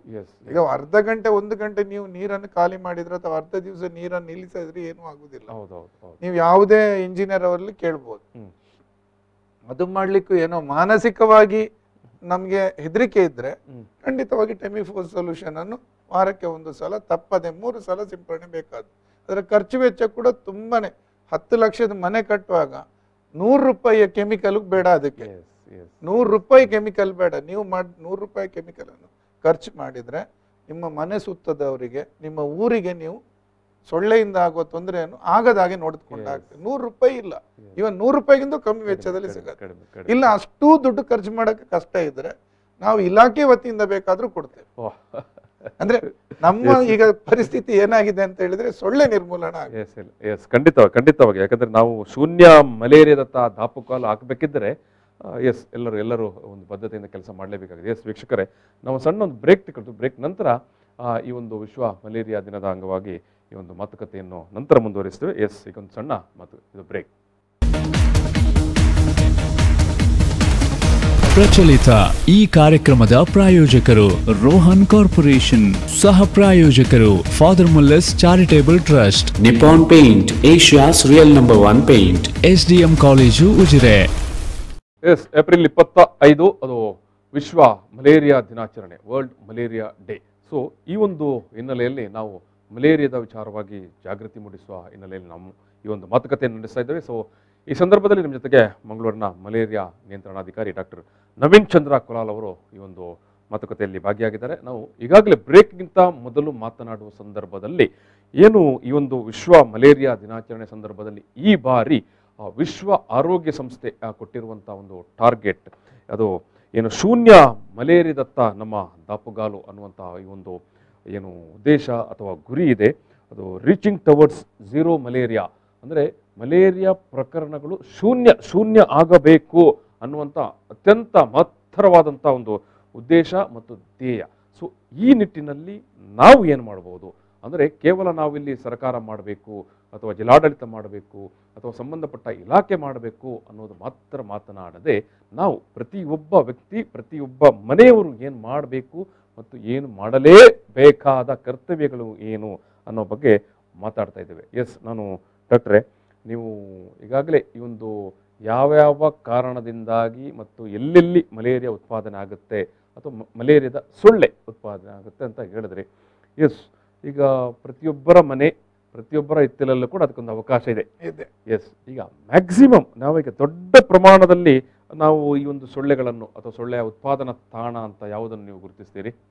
ಹೌದು, ದೊಡ್ಡ ಮೇಜರ್ ಹಾಟ್ಸ್ಪಾಟ್ ಅಂತ ಯಾವುದನ್ನು ನೀವು ಗುರುತಿಸ್ತೀರಿ? ಮೊದಲನೇದಾಗಿ ನಮಗೆ ತೊಂದರೆ ಇರುವುದೇ ಕನ್ಸ್ಟ್ರಕ್ಷನ್ ಸೈಟ್ಗಳು. ಕನ್ಸ್ಟ್ರಕ್ಷನ್ ಸೈಟ್ಗಳು ಅಂತ ಹೇಳಿದ್ರೆ ಈ ಬಿಲ್ಡಿಂಗ್ಗಳು, ಅದರಲ್ಲೂ ಮಲ್ಟಿ ಸ್ಟೋರಿ ಬಿಲ್ಡಿಂಗ್ಗಳು, ಈ 5 ನೆಲೆ, 3 ನೆಲೆ, 3 ಅಂತಸ್ತು, 6 ಅಂತಸ್ತು, 10. ಅದರಲ್ಲಿ ನಮ್ಗೆ ಏನಾಗತ್ತೆ, ಉಳಿದಕ್ಕೆ ಹೋಲಿಸಿದ್ರೆ, ನೀವು ಚಿಕ್ಕ ಮನೆಯ ಕನ್ಸ್ಟ್ರಕ್ಷನ್ ಹೋಲಿಸಿದ್ರೆ ಅದರ 10 ಪಾಲು ಜಾಸ್ತಿ ನಮಗೆ ಅಲ್ಲಿ ಸೊಳ್ಳೆ ಉತ್ಪಾದನಾ ತಾಣಗಳು ಸಿಗ್ತವೆ. ತುಂಬಾ ಕಾರಣ ಇರ್ತದೆ. ಯಾಕಂತ ಹೇಳಿದ್ರೆ ಗುತ್ತಿಗೆದಾರರು ಪ್ರತಿ ದಿವಸ ಅಲ್ಲಿ ನೋಡಕ್ ಆಗಲ್ಲ, ಕೆಲಸಗಾರರಿಗೆ ಈ ಬಗ್ಗೆ ಪೂರ್ತಿ ಮಾಹಿತಿ ಇರುವುದಿಲ್ಲ. ಹೌದು. ಸೊ ಅವರು ಒಬ್ಬ ವ್ಯಕ್ತಿಯನ್ನೇ ಇದಕ್ಕೆ ಅಂತಲೇ ಬಿಟ್ಟು ಅವನು ಅದನ್ನೇ ಕೆಲಸ ಮಾಡ್ತಾರೆ. ಪ್ರತಿ ದಿವಸ ಅವನ ಕೆಲಸ ಬರೀ ಎಲ್ಲಿ ನೀರು ನಿಲ್ತದೆ ಅಲ್ಲಿ ಟೆಮಿಫಾಸ್ ಸ್ಪ್ರೇ ಮಾಡೋದನ್ನೇ ಅಂತ ಮಾಡ್ಕೊಂಡು ಬಂದ್ರೆ ಮಾತ್ರ ಸಾಧ್ಯವೇ ಹೊರತು ಇಲ್ಲದ್ರೆ ಸಾಧ್ಯ ಇಲ್ಲ. ಆದ್ರೆ ಅವನಲ್ಲೂ ಒಂದು ತೊಂದರೆ ಆಗ್ತದೆ. ಈಗ ಮೇಲಿನ ಮಹಡಿಯಲ್ಲಿ ದೊಡ್ಡ ಒಂದು ಟ್ಯಾಂಕ್ ಇಟ್ಟಿದ್ದಾರೆ, ಟ್ಯಾಂಕ್ ಒಳಗಡೆ ಹೋಗಿ ಇಣಿಕ್ಲಿಕ್ಕೆ ಸಾಧ್ಯ ಆಗುದಿಲ್ಲ. ಸೊ ಅಂಥದ್ರಲ್ಲೂ ಆಗತ್ತೆ. ಆಗಿರುವಾಗ ನಾವು ಬೇರೆ ವ್ಯವಸ್ಥೆಯನ್ನು ನೋಡ್ಬೇಕು. ಈಗ ಕನ್ಸ್ಟ್ರಕ್ಷನ್ ಆಗ್ತಾ ಇರುವಂತದ್ದು ಒಂದು ವಿಚಾರ. ಕಂಪ್ಲೀಟ್ ಕನ್ಸ್ಟ್ರಕ್ಷನ್ ಆಗಿ ಆಕ್ಯುಪೈ ಆಯಿತು. ಈಗ ಒಂದು 10 ಮಾಳಿಗೆಯ ಅಪಾರ್ಟ್ಮೆಂಟೇ ಇರ್ಬೋದು. ಸೊ ಅಲ್ಲಿ ಬೇರೆ ಬೇರೆ ಯಾವ ಈ ರೀತಿಯ ಒಂದು ಸವಾಲುಗಳು ನಿಮಗೆ ಕಾಣಿಸುತ್ತೆ? ಇಲ್ಲ ನೋಡಿ, ಅಲ್ಲಿ ಕೂಡ ಕೆಲವೊಂದು ಈ ಬೇಸ್ಮೆಂಟ್ ಅಲ್ಲಿ ಬೇಸ್ ಅಂತ ಹೇಳ್ತೀವಿ, ಬೇಸ್ ಅಲ್ಲಿ ಈಗೆಲ್ಲ ಆಗ್ತದೆ ಸೆಲ್ಲಾರ್ ಅಂತ ಮಾಡ್ತಾರೆ ಪಾರ್ಕಿಂಗ್. ಸೊ ಅಲ್ಲಿ ಏನಾಗ್ತದೆ, ಅಲ್ಲಿ ಸಾಕಷ್ಟು ಕಟ್ಟಡಗಳಲ್ಲಿ ಅಲ್ಲಿ ಕೆಳಗಡೆ ನೀರು ನಿಲ್ಲುವ ವ್ಯವಸ್ಥೆ ಇರ್ತದೆ.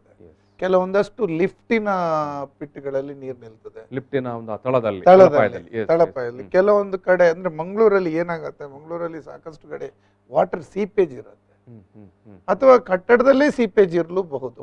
ಎರಡೂ ಒಂದೇ ಅದು. ಸೊ ನಮಗೆ ಏನಾಗತ್ತೆ, ನಾವು ಪ್ರತಿಯೊಂದನ್ನು 100ಕ್ಕೆ 100 ಪರೀಕ್ಷೆ ಮಾಡ್ಲಿಕ್ಕೆ ಕಷ್ಟ. ಸೊ ಜನರಾಗಿ ಯೋಚಿಸ್ಬೇಕು, ನನ್ನ ಕಟ್ಟಡದಿಂದ ನಾನು ಇನ್ನೊಬ್ಬರಿಗೆ ತೊಂದರೆ ಕೊಡೋದಿಲ್ಲ, ಕೊಡಬಾರದು. ಆವಾಗ ಖಂಡಿತವಾಗಿ ಇದನ್ನು ನಿಲ್ಲಿಸಬಹುದೇ ಹೊರತು ಇಲ್ಲದ್ರೆ ಸಾಧ್ಯ. ನಾವು ಈ ಸ್ವಚ್ಛ ಭಾರತ್ ಅಭಿಯಾನದ ಸಂದರ್ಭದಲ್ಲಿ ನೋಡಿದ್ವಿ. ಈಗ ಎಲ್ಲರೂ ತಕ್ಷಣಕ್ಕೆ ಏನು ಪರಿವರ್ತನೆ ಆಗದೆ ಹೋದ್ರೂ ಕೂಡ ಸ್ಕೂಲ್ ಮಕ್ಕಳಿಗೆ ತುಂಬಾ ಒಂದು ಅರಿವು ಬಂದಿದೆ. ಖಂಡಿತ ಹೌದು. ಇವನ್ ಕೈ ತೊಳೆಯುವ ವಿಷಯದಲ್ಲೂ ಕೂಡ ಏನು ಸ್ವಚ್ಛ ಭಾರತ್ ಮಾಡಿದ್ದೇವೆ ಅದು ಖಂಡಿತ ಸಾಕಷ್ಟು ಸಂಖ್ಯೆಯಲ್ಲಿ ಇವತ್ತು ಸಾಕಷ್ಟು ರೋಗಗಳನ್ನೇ ನಿಲ್ಲಿಸಿದೆ. ಸಾಕಷ್ಟು ರೋಗಗಳನ್ನೇ ತಡೆಗಟ್ಟಿದೆ. ದೊಡ್ಡ ಮಟ್ಟದ ಯಶಸ್ಸು ಅದು. ಖಂಡಿತ ಕೈ ತೊಳೆಯುವಿಕೆಯ ಒಂದು ಕಾರ್ಯದಲ್ಲಿ ಕೇವಲ ಒಂದು ಕೈ ತೊಳೆಯುವಿಕೆಯ ಕಾರ್ಯದಲ್ಲಿ ಸರಿಯಾದ ರೀತಿ ಕೈ ತೊಳೆಯುವುದು ಬೇರೆ, ಕೈ ತೊಳೆಯುವುದು ಬೇರೆ.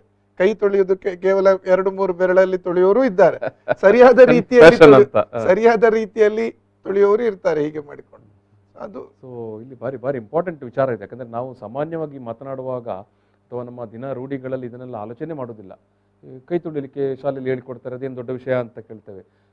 ಕೈ ತೊಳೆದರೆ ಏನಾಗುತ್ತೆ ಅನ್ನೋದನ್ನು, ಸರಿಯಾದ ಕ್ರಮದಲ್ಲಿ ಕೈ ತೊಳೆದರೆ ಏನಾಗುತ್ತೆ ಅನ್ನೋದನ್ನು ವೈದ್ಯರು ಇವಾಗ ಹೇಳ್ತಾರೆ, ಹೇಳಿದರು. ನಾವು ಅನೇಕ ರೋಗ ಕಾಯಿಲೆಗಳನ್ನು ನಿರ್ಬಂಧಿಸಲಿಕ್ಕೆ ತಡೆ ಆಗ್ಲಿಕ್ಕೆ ಖಂಡಿತವಾಗಿ ಹೌದು, ಅದು ಯಾವುದೇ ಸಂದೇಹವಾಗಿ ಹೌದು. ಇವನ್ ಮಲೇರಿಯಾಕ್ಕೂ ನಮ್ಮಲ್ಲಿ ನೋಡಿ, ಈಗ ಅವು ಸೊಳ್ಳೆ ಪರದೆ ಇರ್ತದೆ. ಈಗ ಮಲೇರಿಯಾ ನಿಯಂತ್ರಣ ಮಾಡುವ ವಿಚಾರದಲ್ಲಿ ಸೊಳ್ಳೆ ಪರದೆ, ಅದು ನೀವು ಎಲ್ಲ ನಿಮ್ಮ ಕ್ಯಾಂಪೇನ್ಗಳಲ್ಲಿ ನೀವು ಹೇಳಿಕೊಂಡು ಬರ್ತಾ ಇರ್ತೀರಿ, ಸೊಳ್ಳೆ ಪರದೆಯನ್ನು ಬಳಸಿ ಬಳಸಿ. ಹೌದು, ಯಾಕೆಂತ ಹೇಳಿದ್ರೆ ಭಾರತ ಸರ್ಕಾರ ಅಥವಾ ಕರ್ನಾಟಕ ಸರ್ಕಾರದಿಂದ ಕೊಡಲ್ಪಡುವಂತ ಏನು ಸೊಳ್ಳೆ ಪರದೆ ಇರ್ತದೆ, ಅದಕ್ಕೂ ಮಾಮೂಲಿ ನಾವು ಹೊರಗಡೆ ಕಮರ್ಷಿಯಲ್ ಆಗಿ ಸಿಗುವುದು ಅಂಗಡಿಗಳಲ್ಲಿ, ಕ್ಲೋತ್ ಸೆಂಟರ್ಗಳಲ್ಲಿ ಸಿಗುವ ಸೊಳ್ಳೆ ಪರದೆಗೂ ತುಂಬಾನೇ ವ್ಯತ್ಯಾಸ ಇದೆ. ಈಗ ನೀವೀಗ ನಿಮ್ಮ ಇಲಾಖೆಯಿಂದ ಈ ಸೊಳ್ಳೆ ಪರದೆಗಳನ್ನು ಯಾರ್ಯಾರಿಗೆ ಕೊಡ್ತೀರಿ? ಮೊದಲನೇದಾಗಿ ಎಲ್ಲಿ ಮಲೇರಿಯಾ ಪೀಡಿತ ಜಾಗಗಳಿರ್ತದೆ ಆ ಜಾಗದಲ್ಲಿರುವ ಪ್ರತಿಯೊಬ್ಬರು ಪಡಿಬಹುದು, ಉಚಿತವಾಗಿ ಪಡಿಬಹುದು. ಸುಮಾರು 500 ರೂಪಾಯಿಗೂ ಮಿಕ್ಕಿದ ಅದಕ್ಕೆ ರೇಟ್ ಇದೆ. 500 ನಾನು ನಮ್ಮ ಸರ್ಕಾರದಿಂದ ಪಡ್ಕೊಳ್ಳುವಾಗ ಆಗುದು, ಸರ್ಕಾರ ಅದನ್ನು ಒದಗಿಸುವಾಗ ನಿಜವಾಗಿ ಅದಕ್ಕಿಂತಲೂ ಜಾಸ್ತಿ ಬೆಳೆ ಬಾಳ್ತದೆ. ಯಾಕೆಂತ ಹೇಳಿದ್ರೆ ಅದಕ್ಕೆ ಒಂದು ಔಷಧಿ ಲೇಪಿತ್ತು ಅದು. ಅದರ ನೀವು ಡಿಫರೆನ್ಸ್ ಅದನ್ನ ಹೇಳೋದಂದ್ರೆ, ನಾವು ಮಾಮೂಲಿ ಅಂಗಡಿಯಿಂದ, ಬಟ್ಟೆ ಅಂಗಡಿಯಿಂದ ತರುವಂತ ಸೊಳ್ಳೆ ಪರದೆಗೂ ನೀವು ಇಲಾಖೆಯಿಂದ ಕೊಡುವಂತ ಸೊಳ್ಳೆ ಪರದೆಗೂ ವ್ಯತ್ಯಾಸ ಇದೆ ಅಂತ. ಎಸ್ ಸರ್, ಹೇಳಿ. ಈಗ ನೀವು ಪಡ್ಕೊಳ್ಳೋ ಏನಿದೆ ಅದು ಕೇವಲ ಒಂದು ಸೊಳ್ಳೆ ಪರದೆ, ಜಸ್ಟ್ ನೆಟ್. ನಮ್ಮಲ್ಲಿಂದ ಸಿಗುವ ಸೊಳ್ಳೆ ಪರದೆ ಅದು ಔಷಧಿ ಲೇಪಿತ, ಸೊಳ್ಳೆ ನಿರೋಧಕ, ಅಂದ್ರೆ ಸೊಳ್ಳೆ ಕಚ್ಚದ ರೀತಿ, ಸೊಳ್ಳೆ ಬಂದದ್ರ ಮೇಲೆ ಕೂರದ ರೀತಿಯಲ್ಲಿ ಅದರ ಮೇಲೆ ಒಂದು ಔಷಧ ಇರ್ತದೆ. ಆ ಔಷಧ ಇರುವ ಕಾರಣ ನೀವು ಆ ಸೊಳ್ಳೆ ಪರದೆಯನ್ನು ಜಸ್ಟ್ ಹಾಕಿಕೊಂಡ್ರೆ ಸಾಕು. ನೋಡಿ, ಸೊಳ್ಳೆ ಪರದೆಯಲ್ಲಿ ಒಂದು ವ್ಯವಸ್ಥೆ ಇದೆ. ನೀವು ಸೊಳ್ಳೆ ಪರದೆಯನ್ನು ಹಾಕುವಾಗ ಆ ಬೆಡ್ ಅನ್ನು ಕರೆಕ್ಟ್ ಆಗಿ ಟಕ್ ಇನ್ ಮಾಡ್ಬೇಕು. ನಮ್ಮ ಸಾಧಾರಣ ಅಂದ್ರೆ ಎಲ್ಲಿಯಾದ್ರೂ ಒಂದು ಕಡೆ ಒಂದಿನಿತ್ತು ಜಾಗ ಕೊಟ್ರೆ ಅದ್ರೊಳಗೆ ಸೊಳ್ಳೆ ಬರ್ತದೆ. ಸೊಳ್ಳೆ ಬರ್ಲಿಕ್ಕೆ ಎಷ್ಟು ಜಾಗ ಸಾಕು? ಒಂದು 3 ಸೆಂಟಿಮೀಟರ್ ಒಂದು ಚಿಕ್ಕ ಗ್ಯಾಪ್ ಅಥವಾ ಅದಕ್ಕಿಂತಲೂ ಚಿಕ್ಕ ಗ್ಯಾಪ್ ಇಂದ ಬರ್ತದೆ ಅದು. ಮಲಗುವಾಗ ಕೂಡ ಕಾಲು ತಾಗಿ ಕೂಡ ನಮ್ಮ ನೆಟ್ ಆಚೀಚೆ ಹೋಗ್ಬೋದು. ಸೊ ಈ ಎಲ್ಲಾ ಕಾರಣದಿಂದಾಗಿ ಔಷಧಿ ಲೇಪಿತ ನೆಟ್ ಆದ್ರೆ ಜಸ್ಟ್ ಹಾಕಿಕೊಂಡ್ರು ಅದ್ರ ಮೇಲೆ, ಅದರ ಒಳಗೆ ಆಗ್ಲಿ ಅದರ ಸುತ್ತಮುತ್ತಲ ಸೊಳ್ಳೆ ಬರುವುದಿಲ್ಲ. ಸೊ ನಾವು ಏನು ಇಲಾಖೆ ವತಿಯಿಂದ ಕೊಡ್ತೀವಿ ಸೊಳ್ಳೆ ಪರದೆ, ಅದು ಅತ್ಯಂತ ಒಳ್ಳೆಯ ಗುಣಮಟ್ಟದ್ದು ಹಾಗೂ ಅತ್ಯಂತ ಒಳ್ಳೆಯದು. ನಾರ್ಮಲ್ ಪರದೆಗೆ ನೀವು ವರ್ಷದಲ್ಲಿ ಒಂದು ಮಾಮೂಲಿ ಎಷ್ಟು ಕೊಡ್ತೀರಿ ಸರ್? ಪ್ರತಿ ವರ್ಷ, ಈಗ ಈ ವರ್ಷ ಕೂಡ 65,000 ತರಿಸ್ಕೊಂಡಿದ್ದೇವೆ. ಕಳೆದ ವರ್ಷ ಕೂಡ 60,000 ಕೊಟ್ಟಿದ್ದೇವೆ. ಆದ್ರೆ ಹಿಂದಿನ ವರ್ಷನೂ ಅದಕ್ಕಿಂತ ಜಾಸ್ತಿ ಕೊಟ್ಟಿದ್ದೇವೆ, 75,000 ಸೊಳ್ಳೆ ಪರದೆ ನೀಡಿದ್ದೇವೆ. ಈಗ ಯಾರಾದ್ರೂ ನೋಡಿ, ಎಲ್ಲಾ ಈ ಗುತ್ತಿಗೆದಾರರು ಅವರ ಕೆಲಸಗಾರರಿಗೆ ಕಡ್ಡಾಯವಾಗಿ ಪಡ್ಕೊಳ್ಳಿ ಅಂತ ಹೇಳ್ತೀವಿ. ಎಷ್ಟೋ ಗುತ್ತಿಗೆದಾರರು ತಮ್ಮ ಕೆಲಸಗಾರರನ್ನು ಅದೇ ಏನು ಶೆಡ್ ಅಲ್ಲಿ ಮಲಗಲಿಕ್ಕೆ ವ್ಯವಸ್ಥೆ ಮಾಡಿರ್ತಾರೆ. ಅದರಲ್ಲಿ ಕೂಡ ಬಹುತೇಕ ಮಂದಿ ಈ ಬೇಸಿಗೆ ಕಾಲದಲ್ಲಿ ಹೊರಗಡೆ ಮಲಗ್ತಾರೆ. ಅವ್ರು ಇದನ್ನ ಕಟ್ಟಿಕೊಂಡು ಮಲಗಿದ್ರೆ ಆಯ್ತು. ಹೊರಗಡೆನು ಅದು ಅದನ್ನ ಪರ್ಫೆಕ್ಟ್ ಆಗಿ ಟಕ್ ಮಾಡ್ಬೇಕು ಅಂತ ಇಲ್ಲ, ಜಸ್ಟ್ ಹಾಕಿಕೊಂಡು ಮಲಗಿದ್ರು ಸೊಳ್ಳೆ ಕಚ್ಚಲ್ಲ. ಈ ಒಂದು ಕಾರ್ಯದಿಂದಾಗಿ ಸಾಕಷ್ಟು ಸಂಖ್ಯೆಯಲ್ಲಿ ಮಲೇರಿಯಾ ಕಮ್ಮಿ ಆಗ್ತದೆ. ಸೊಳ್ಳೆ ಪರದೆಯನ್ನು ಬಳಸುವುದರಿಂದ, ಅದು ನಮ್ಮ ಇಲಾಖೆಯಿಂದ ನೀಡುವ ಸೊಳ್ಳೆ ಪರದೆ, ಅದು ನೀವು ಹೇಳಿದವರು. ಈಗ ಇಲಾಖೆಗೆ ನೇರವಾಗಿ ಒಬ್ಬ ವ್ಯಕ್ತಿ ಬಂದು ನನಗೊಂದು ಸೊಳ್ಳೆ ಪರದೆ ಬೇಕು ಅಂತ ಹೇಳಿದ್ರೆ ಕೊಡುವ ವ್ಯವಸ್ಥೆ ಖಂಡಿತವಾಗಿ ಕೊಡ್ತೇವೆ. ನಮ್ಮಲ್ಲಿ ನೋಡಿ, ಅದಕ್ಕೆ ಇನ್ನೊಂದು ನಮ್ಮಲ್ಲಿ ನಂಬರ್ ಇದೆ, 944-855-6872 ಅಂತ ಹೇಳ್ತೇವೆ. 944-855-6872 6872. ಇದು ನಮ್ಮ 24x7 ಲಭ್ಯ ಇರುವಂತಹ ದೂರವಾಣಿ. ಸೊ ಈ ದೂರವಾಣಿಯಲ್ಲಿ ಫೋನ್ ಮಾಡಿದ್ರೆ ಒಬ್ಬ ವ್ಯಕ್ತಿಗೆ ಈಗ ಜ್ವರ ಬಂತು ಅಥವಾ ಆತನಿಗೆ ಚಳಿ ಇದೆ, ಆತನ ಮನೆಯಲ್ಲಿ ಯಾರಿಗೋ ಮಲೇರಿಯಾ ಬಂದಿತ್ತು, ಆತನಿಗೂ ಡೌಟ್ ಇದೆ ನನಗೂ ಮಲೇರಿಯಾ ಇರಬಹುದೇ. ಆತನ ಫೋನ್ ಮಾಡಿದ ತಕ್ಷಣ ಈ ದೂರವಾಣಿಗೆ ಫೋನ್ ಮಾಡಿದ್ರೆ ಇದರಿಂದ ಒಂದು ವ್ಯಾನ್ ಬರ್ತದೆ. ಅದರಲ್ಲಿ ನುರಿತ ತಂತ್ರಜ್ಞರು ಇರ್ತಾರೆ, ಅದು ಗೊತ್ತಿರುವವರು, ಅದನ್ನು ಶಾಸ್ತ್ರೋಸ್ತವಾಗಿ ಕಲ್ತವ್ರು. ಸೊ ಅವ್ರು ಬಂದು ನಿಮ್ಮ ರಕ್ತ ಪರೀಕ್ಷೆಯನ್ನು ನಿಮ್ಮ ಕಣ್ಣ ಮುಂದೆ ನಿಮ್ಮ ಮನೆ ಮುಂದೆ, ನಿಮ್ಮ ಕಣ್ಣ ಮುಂದೆ ಆಗ್ಲೇ ಮಾಡಿ ಕೊಡ್ತಾರೆ. ಒಂದು ಹನಿ ರಕ್ತ ಕೊಟ್ರೆ ಆಯ್ತು. ಒಂದು ವೇಳೆ ಅದರಲ್ಲಿ ಮಲೇರಿಯಾ ಉಂಟು ಅಂತ ಪತ್ತೆ ಆದ್ರೆ 10 ನಿಮಿಷದಲ್ಲಿ ಗೊತ್ತಾಗತ್ತೆ. 10 ನಿಮಿಷದಲ್ಲಿ ಗೊತ್ತಾಗತ್ತೆ. ಉಂಟು ಅಂತಾದ್ರೆ ಆಗಲೇ ಔಷಧಿ ಕೂಡ ಉಚಿತವಾಗಿ ನೀಡ್ತಾರೆ. ಸೊ ಒಂದು ವೇಳೆ ತಮಗೆ ಸೊಳ್ಳೆ ಪರದೆ ಬೇಕು ಅಂತ ಹೇಳಿದ್ರೆ ಅದೇ ವ್ಯಾನ್ ಮೂಲಕ ನಾವು ಪೂರೈಸ್ತೀವಿ. ಎಸ್, ವೀಕ್ಷಕರು ಇಲ್ಲಿ ಗಮನಿಸಬೇಕಾದ ವಿಚಾರ 944-855-6872 944-855-6872 944-855-6872 944-855-6872 ಈ ದೂರವಾಣಿ ಸಂಖ್ಯೆಗೆ ನೀವು ಕಾಲ್ ಮಾಡಿ.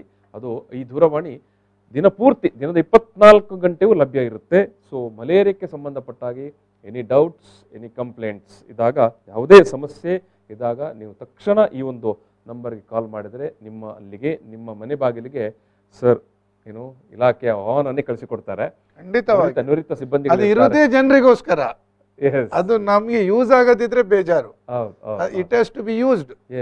ಬಳಸಿಕೊಳ್ಬೇಕು. ಈಗ ನಮ್ಮಲ್ಲಿ ಒಂದು ಭಾರಿ ದೊಡ್ಡ ಇನ್ನೊಂದು ತಕರಾರಿದೆ ನಮ್ಮ ಜನರದು. ಸರ್ಕಾರ ಏನು ಮಾಡುತ್ತೆ ಅಂತ ಕೇಳೋದು, ಪ್ರತಿಯೊಂದಕ್ಕೂ ಕೂಡ ಸರ್ಕಾರ ಏನು ಮಾಡುತ್ತೆ ಅಂತ.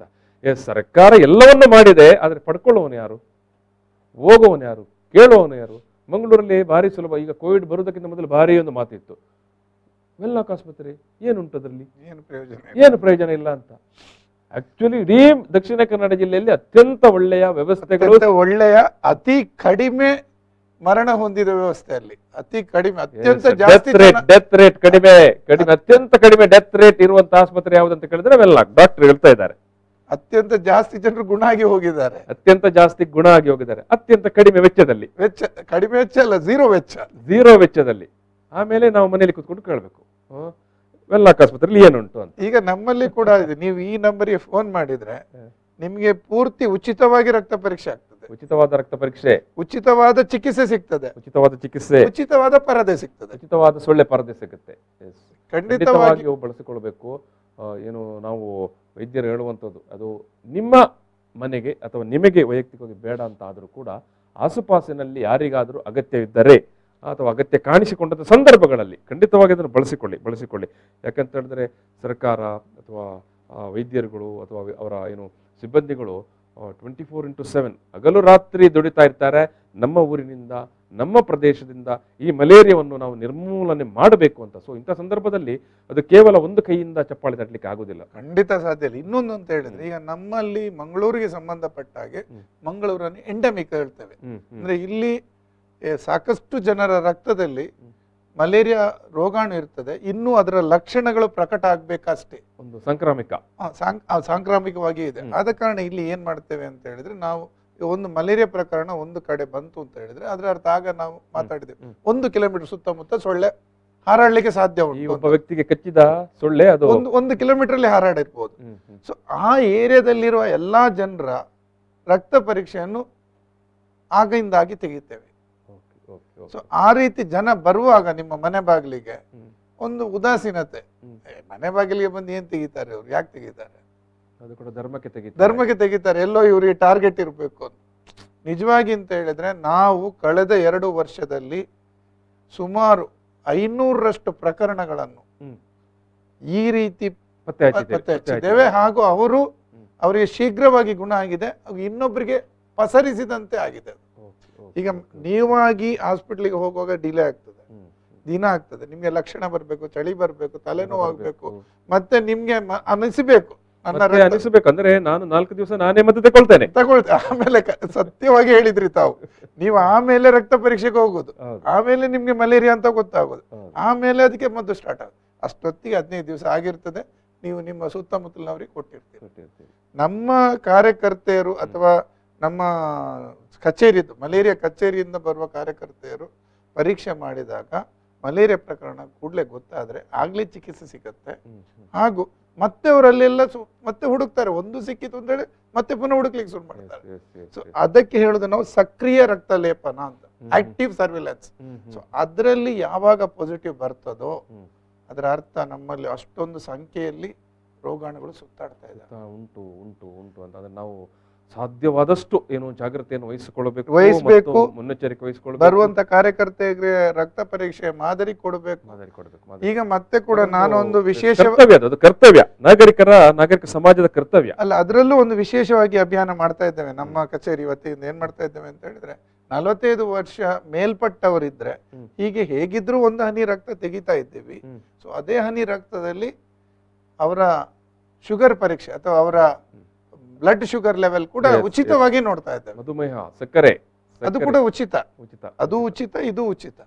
ಖಂಡಿತವಾಗಿ ಇಂಥ ಒಂದು ಅವಕಾಶವನ್ನು ಬಳಸಿಕೊಳ್ಬಹುದು. ಎಷ್ಟೋ ಮಂದಿಗೆ ಅವರಿಗೆ ಡಾಕ್ಟರ್ ಹೇಳಿದಾಗೆ ಏನು ಈ ಒಂದು ಶುಗರ್ ಇದ್ದು ಮಧುಮೇಹ ಅಂತ ಹೇಳುತ್ತೇವೆ, ಗುಣಲಕ್ಷಣಗಳು ತುಂಬ ಮಂದಿ ಅಬ್ಸರ್ವ್ ಮಾಡಿರೋದಿಲ್ಲ, ಮತ್ತು ಎಷ್ಟೋ ಮಂದಿ ಟೆಸ್ಟ್ಗೆ ಹೋಗಿರೋದಿಲ್ಲ. ಸೊ ಮನೆ ಬಾಗಿಲಿಗೆ ಬಂದು ಟೆಸ್ಟ್ ಮಾಡ್ತಾರೆ ಅಂತ ಹೇಳುವಾಗ ಇಂಥ ಅವಕಾಶಗಳನ್ನು ನಾವು ಬಳಸಿಕೊಳ್ಬೇಕು, ಮತ್ತು ಅದೊಂದು ನಮ್ಮ ಕರ್ತವ್ಯ ಕೂಡ ಆಗಬೇಕು. ಸರ್ಕಾರ ಅಂದರೆ ಯಾರು? ನಾವೇ ಅಲ್ವಾ?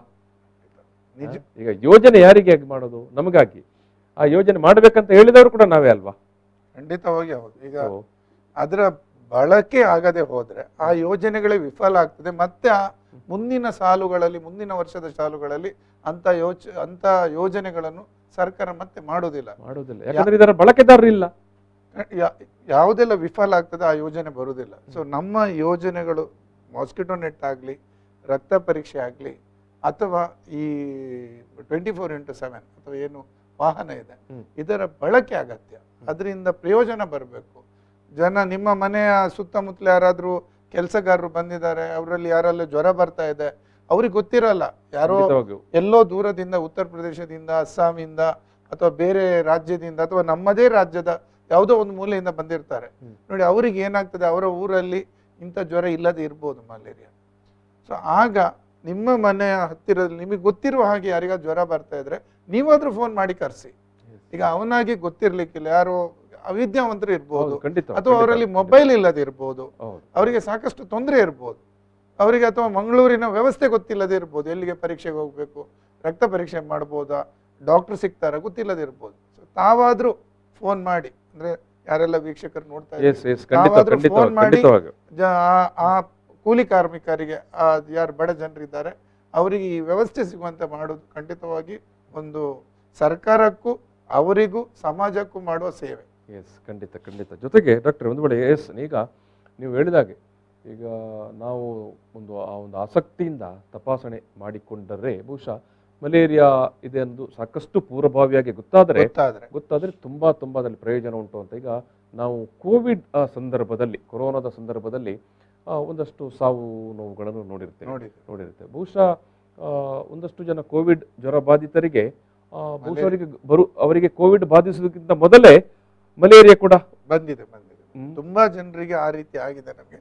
ಅದರಲ್ಲೂ ಹೆಚ್ಚಾಗಿ ಈ ನಿರಾಶ್ರಿತರು ಏನಿದ್ದಾರೆ, ವಲಸೆ ಕಾರ್ಮಿಕರು ಮತ್ತೆ ಈ ರಸ್ತೆ ಬದಿಯಲ್ಲೇ ಜೀವನ ಸಾಗಿಸುವವರು ಇರ್ತಾರೆ. ಸೊ ಅವರಲ್ಲಿ ಸಾಕಷ್ಟು ನಾವೇ ನೋಡಿದ್ದೇವೆ. ಅವರ ರಕ್ತ ಪರೀಕ್ಷೆ ಮಾಡುವಾಗ ಅವರಿಗೆ ಮಲೇರಿಯಾ ಕೂಡ ಇತ್ತು, ಕೋವಿಡ್ ಕೂಡ ಬರ್ತಾ ಇತ್ತು. ಕಾರಣ ಅಂತ ಹೇಳಿದ್ರೆ ಒಂದನೇದಾಗಿ ಅವರಲ್ಲಿ ಸಾಕಷ್ಟು ವ್ಯವಸ್ಥೆ ಇರಲ್ಲ, ಹೊರಗಡೆ ಮಲಗ್ತಾರೆ, ಅವರಿಗೆ ಬೇಕಾದ ವ್ಯವಸ್ಥೆನೇ ಇರಲ್ಲ.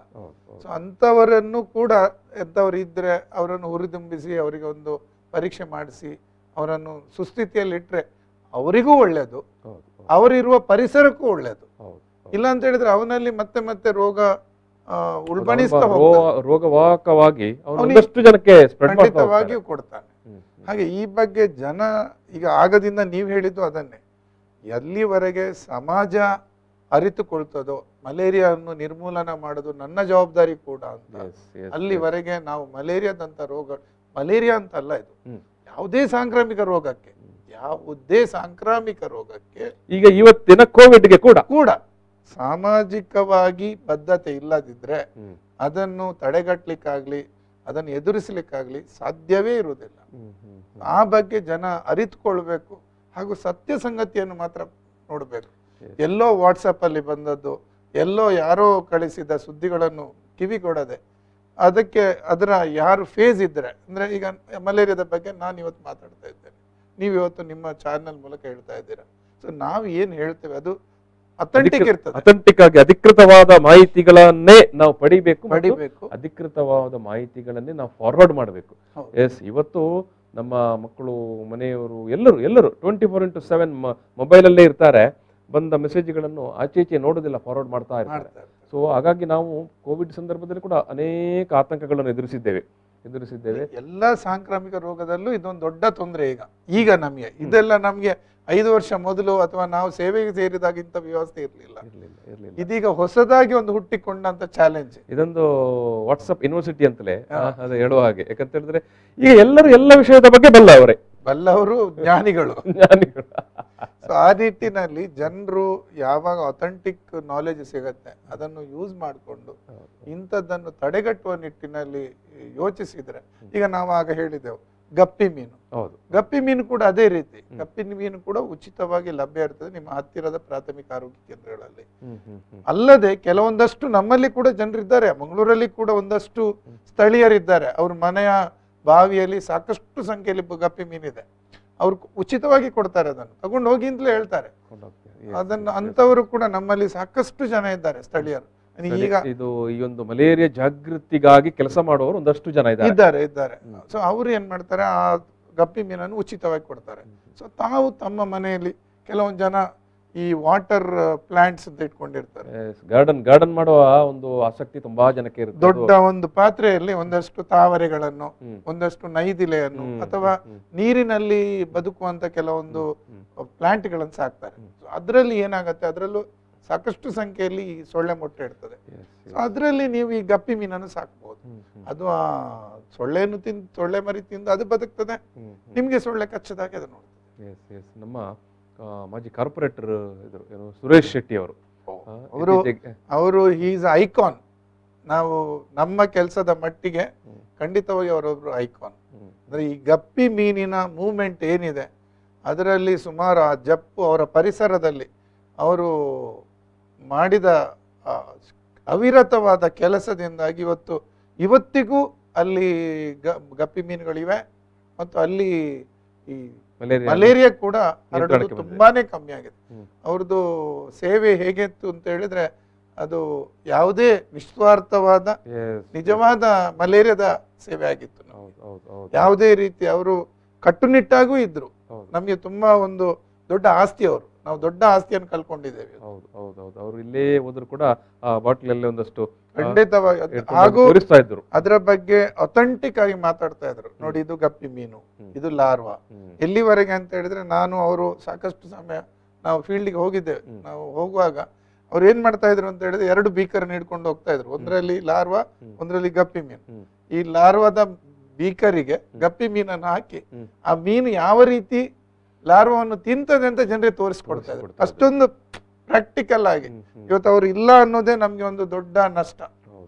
ಈ ವಾಸ್ ಅ ವೆರಿ ಪಯನೀರ್ ನಮ್ಮ ಈ ಗಪ್ಪಿ ಮೀನು ಮೂವ್ಮೆಂಟ್ ಅಲ್ಲಿ. ಜಾಗೃತಿ ಮೂಡಿಸುವ ಖಂಡಿತವಾಗಿ ಹೌದು, ಅದರಲ್ಲಿ ಯಾವುದೇ ಸಂಶಯ ಇಲ್ಲ. ನಾವು ಇವತ್ತು ದೊಡ್ಡ ಮಟ್ಟದ ನಷ್ಟ ಅನುಭವಿಸಿದ್ದೇವೆ ಅವರಿಲ್ಲ. ಸರ್, ಈಗ ನಾನು ಈ ಒಂದು ಸಂವಾದವನ್ನು ಮುಗಿಸುವ ಹೊತ್ತಿಗೆ, ಕೋವಿಡ್ ನೋಡಲ್ ಆಫೀಸರ್ ಆಗಿ ಕೂಡ ನೀವಿದ್ದೀರಿ. ಒಂದಷ್ಟು ಪ್ಯಾನಿಕ್ಗಳು, ಒಂದಷ್ಟು ಆತಂಕಗಳು ಇನ್ನೂ ಕೂಡ ಜನರ ನಡುವೆ ಉಂಟು. 2ನೇ ಅಲೆಯ ಸಂದರ್ಭದಲ್ಲಿ ಜನ ಏನು ಮುನ್ನೆಚ್ಚರಿಕೆ ವಹಿಸಬೇಕು ಮತ್ತು ಲಸಿಕೆ ವಿಚಾರವಾಗಿ ಏನು ನೀವು ಹೇಳಲಿಕ್ಕೆ ಬಯಸ್ತೀರಿ? ನೋಡಿ, ಮೊದಲನೇದಾಗಿ ಲಸಿಕೆ ಪಡ್ಕೊಂಡವರಲ್ಲಿ ಮರಣದ ಸಂಖ್ಯೆ ತುಂಬಾನೇ ಕಮ್ಮಿ ಆಗಿದೆ.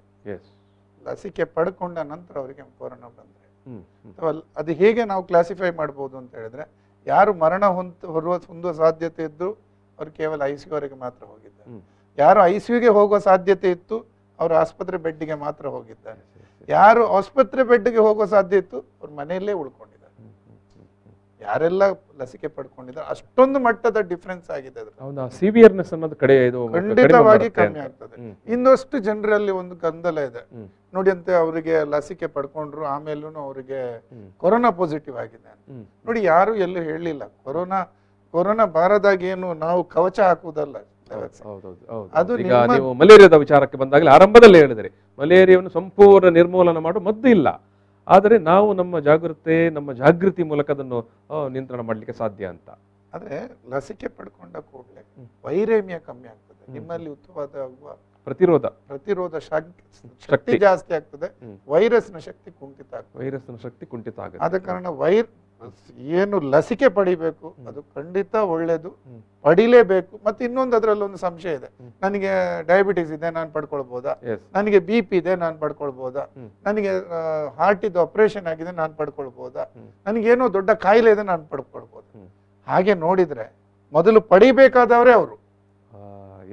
ಮೊದಲು ಪಡೆಯಬೇಕಾದವರೇ ಆ ದೇಹದಲ್ಲಿ ಆಲ್ರೆಡಿ ನಮಗೆ ಆ ಒಂದಷ್ಟು ಬೇರೆ ಬೇರೆ ಕಾಯಿಲೆಗಳಿದ್ರೆ ಅವರು ಮೊದಲು ಪಡಿಬೇಕು. ಆ ನಂತರ 60 ವರ್ಷದ ಮೇಲ್ಪಟ್ಟವರು, ಆ ನಂತರ 45ರಿಂದ 60. ಈಗ ಮತ್ತೆ ಸರ್ಕಾರ 45ರಿಂದ ಕೆಳಗಿನವರಿಗೂ ಹೇಳ್ತಾ ಇದೆ, ಮತ್ತೆ ಬರ್ಬಹುದು, ಬಂದ ತಕ್ಷಣ ಪಡೆಯಿರಿ. ವ್ಯಾಕ್ಸಿನ್ ಪಡೆಯುವುದು ನೀವು ಒಂದು ರೀತಿಯ ಪದರ ಇಟ್ಕೊಂಡಾಗೆ. ನಾವು ಮೊದಲು ಹೇಳ್ತಾ ಇದ್ದೇವೆ, ತಾವೇ ಒಂದ್ಸಲ ನಾವು ಇಲ್ಲಿ ಪ್ರೋಗ್ರಾಮ್ ಮಾಡಿದ್ದೇವೆ, ಪದರದ ಪ್ರತಿರೋಧ ಅಂದ್ರೆ ಮೊದಲ ಪದರ ಮಾಸ್ಕ್ ಆದ್ರೆ, ಎರಡನೇ ಪದರ ಕೈ ತೊಳೆಯುವುದು ಮತ್ತು ಸ್ಯಾನಿಟೈಸೇಷನ್, ಮೂರನೇ ಪದರ ಫಿಸಿಕಲ್ ಡಿಸ್ಟೆನ್ಸ್, ಈಗ 4ನೇ ಪದರ ವ್ಯಾಕ್ಸಿನ್. ವ್ಯಾಕ್ಸಿನ್ ಹಾಕಿ ತಗೊಂಡ್ರಿ ಅಂತ ಹೇಳಿ ಮಾಸ್ಕ್ ಹಾಕುದು ನಿಲ್ಲಿಸ್ಲಿಕ್ಕೆ ಆಗಲ್ಲ, ಸೊ ಫಿಸಿಕಲ್ ಡಿಸ್ಟೆನ್ಸ್ ಇಟ್ಕೊಳ್ಳೋದಿರ್ಲಿಕ್ಕೆ ಆಗಲ್ಲ, ಸ್ಯಾನಿಟೈಸೇಷನ್ ಯೂಸ್ ಮಾಡದೆ, ಎಲ್ಲಾ ಮುನ್ನೆಚ್ಚರಿಕೆ ಕ್ರಮಗಳನ್ನು ಕೂಡ ಏಕಕಾಲದಲ್ಲಿ ನಾವು ಪಾಲಿಸ್ತಾ ಇರಬೇಕು. Thank you. ವೀಕ್ಷಕರೇ, ನಾವು ವಿಶ್ವ ಮಲೇರಿಯಾ ದಿನ, ಅದು ಏನು ಏಪ್ರಿಲ್ 25. ಸೊ ಈ ಸಂದರ್ಭದಲ್ಲಿ ಮಲೇರಿಯಾದ ಬಗ್ಗೆ ಜಾಗೃತಿ ಮತ್ತು ಜಾಗರೂಕತೆ ಬಗ್ಗೆ ನಾವು ಮಾತಾಡಿದೆವು. ಕೇವಲ ಈ ಒಂದು ಕೊರೋನಾದ ಈ ಒಂದು ಆತಂಕ ಕಾಲದಲ್ಲಿ, ಕೊರೋನಾದ ಸಂದರ್ಭದಲ್ಲಿ ನಾವು ಇನ್ನೊಂದು ದೊಡ್ಡ ಏನು ಈ ಒಂದು ಆತಂಕವನ್ನು ಮರೆತು ಬಿಡಬಾರದು ಅನ್ನೋ ಉದ್ದೇಶದಿಂದಲೇ, ಮತ್ತು ವಿಶ್ವ ಆರೋಗ್ಯ ಸಂಸ್ಥೆ ಕೊಟ್ಟಿರುವಂಥ ಭಾರಿ ದೊಡ್ಡ ಏನು ಬದ್ಧತೆಯ ಒಂದು ಟಾರ್ಗೆಟ್ ಏನಿದೆ, ಶೂನ್ಯ ಮಲೇರಿಯಾದತ್ತ ನಮ್ಮ ದಾಪುಗಾಲು ಆಗಬೇಕು ಅಂತ. ಸೊ ಆ ಹಿನ್ನೆಲೆಯಲ್ಲಿ ಅದು ಪ್ರತಿ ಒಬ್ಬರ ಕರ್ತವ್ಯ, ಪ್ರತಿ ಮನೆಯವರದ ಕರ್ತವ್ಯ, ಪ್ರತಿ ನಾಗರಿಕನ ಕರ್ತವ್ಯ. ಸೊ ಈ ಒಂದು ಹಿನ್ನೆಲೆಯಲ್ಲಿ ಸಾಕಷ್ಟು ಮಾಹಿತಿಗಳನ್ನು ಡಾಕ್ಟರ್ ನವೀನ್ ಚಂದ್ರ ಕುಲಾಲ್ ಅವರು ಈ ಸಂದರ್ಭದಲ್ಲಿ ನಮಗೆ ನೀಡಿದರು.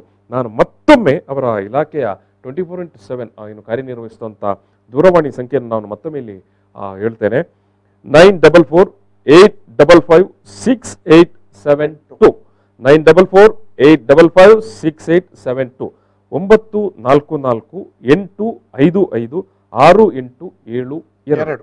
ಈ ದೂರವಾಣಿ ಸಂಖ್ಯೆಗೆ ನೀವು ಮಲೇರಿಯಾಕ್ಕೆ ಸಂಬಂಧಪಟ್ಟಾಗಿ ಯಾವುದೇ ಸಮಸ್ಯೆ, ಯಾವುದೇ ತೊಂದರೆಗಳಿದ್ದಾಗ ಖಂಡಿತವಾಗಿ ಸಂಪರ್ಕಿಸಿ.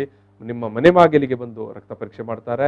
ಒಂದು ವೇಳೆ ಮಲೇರಿಯಾ ಇರುವುದಂತಾದರೆ ಔಷಧಿ ಕೂಡ ಕೊಡ್ತಾರೆ, ಸೊಳ್ಳೆ ಪರದೆಯನ್ನು ಕೂಡ ಎಲ್ಲವನ್ನು ಉಚಿತವಾಗಿ ಮಾಡಿಕೊಡ್ತಾರೆ. ಸೊ ಇದು ನಿಮ್ಮ ಗಮನದಲ್ಲಿ ಇರಲಿ. ಸೊ ಅತ್ಯಂತ ಸಕಾಲಿಕವಾಗಿ ಒಳ್ಳೆಯ ಮಾಹಿತಿಯನ್ನು ಈ ಸಂದರ್ಭದಲ್ಲಿ ನಮ್ಮ ಜೊತೆಗೆ ಹಂಚಿಕೊಂಡಂಥ ಡಾಕ್ಟರ್ ನವೀನ್ ಚಂದ್ರ ಕುಲಾಲ್ ಅವರಿಗೆ ನಾನು ಪ್ರೀತಿಯ ಧನ್ಯವಾದವನ್ನು ಸಮರ್ಪಣೆ ಮಾಡ್ತೇನೆ ಸರ್. ನಮಸ್ಕಾರ ಸರ್. ನಾವು ಈ ಒಂದು ಸಂವಾದವನ್ನು ಇಲ್ಲಿಗೆ ಸಮಾಪನ ಮಾಡ್ತಾ ಇದ್ದೇನೆ. Thank you.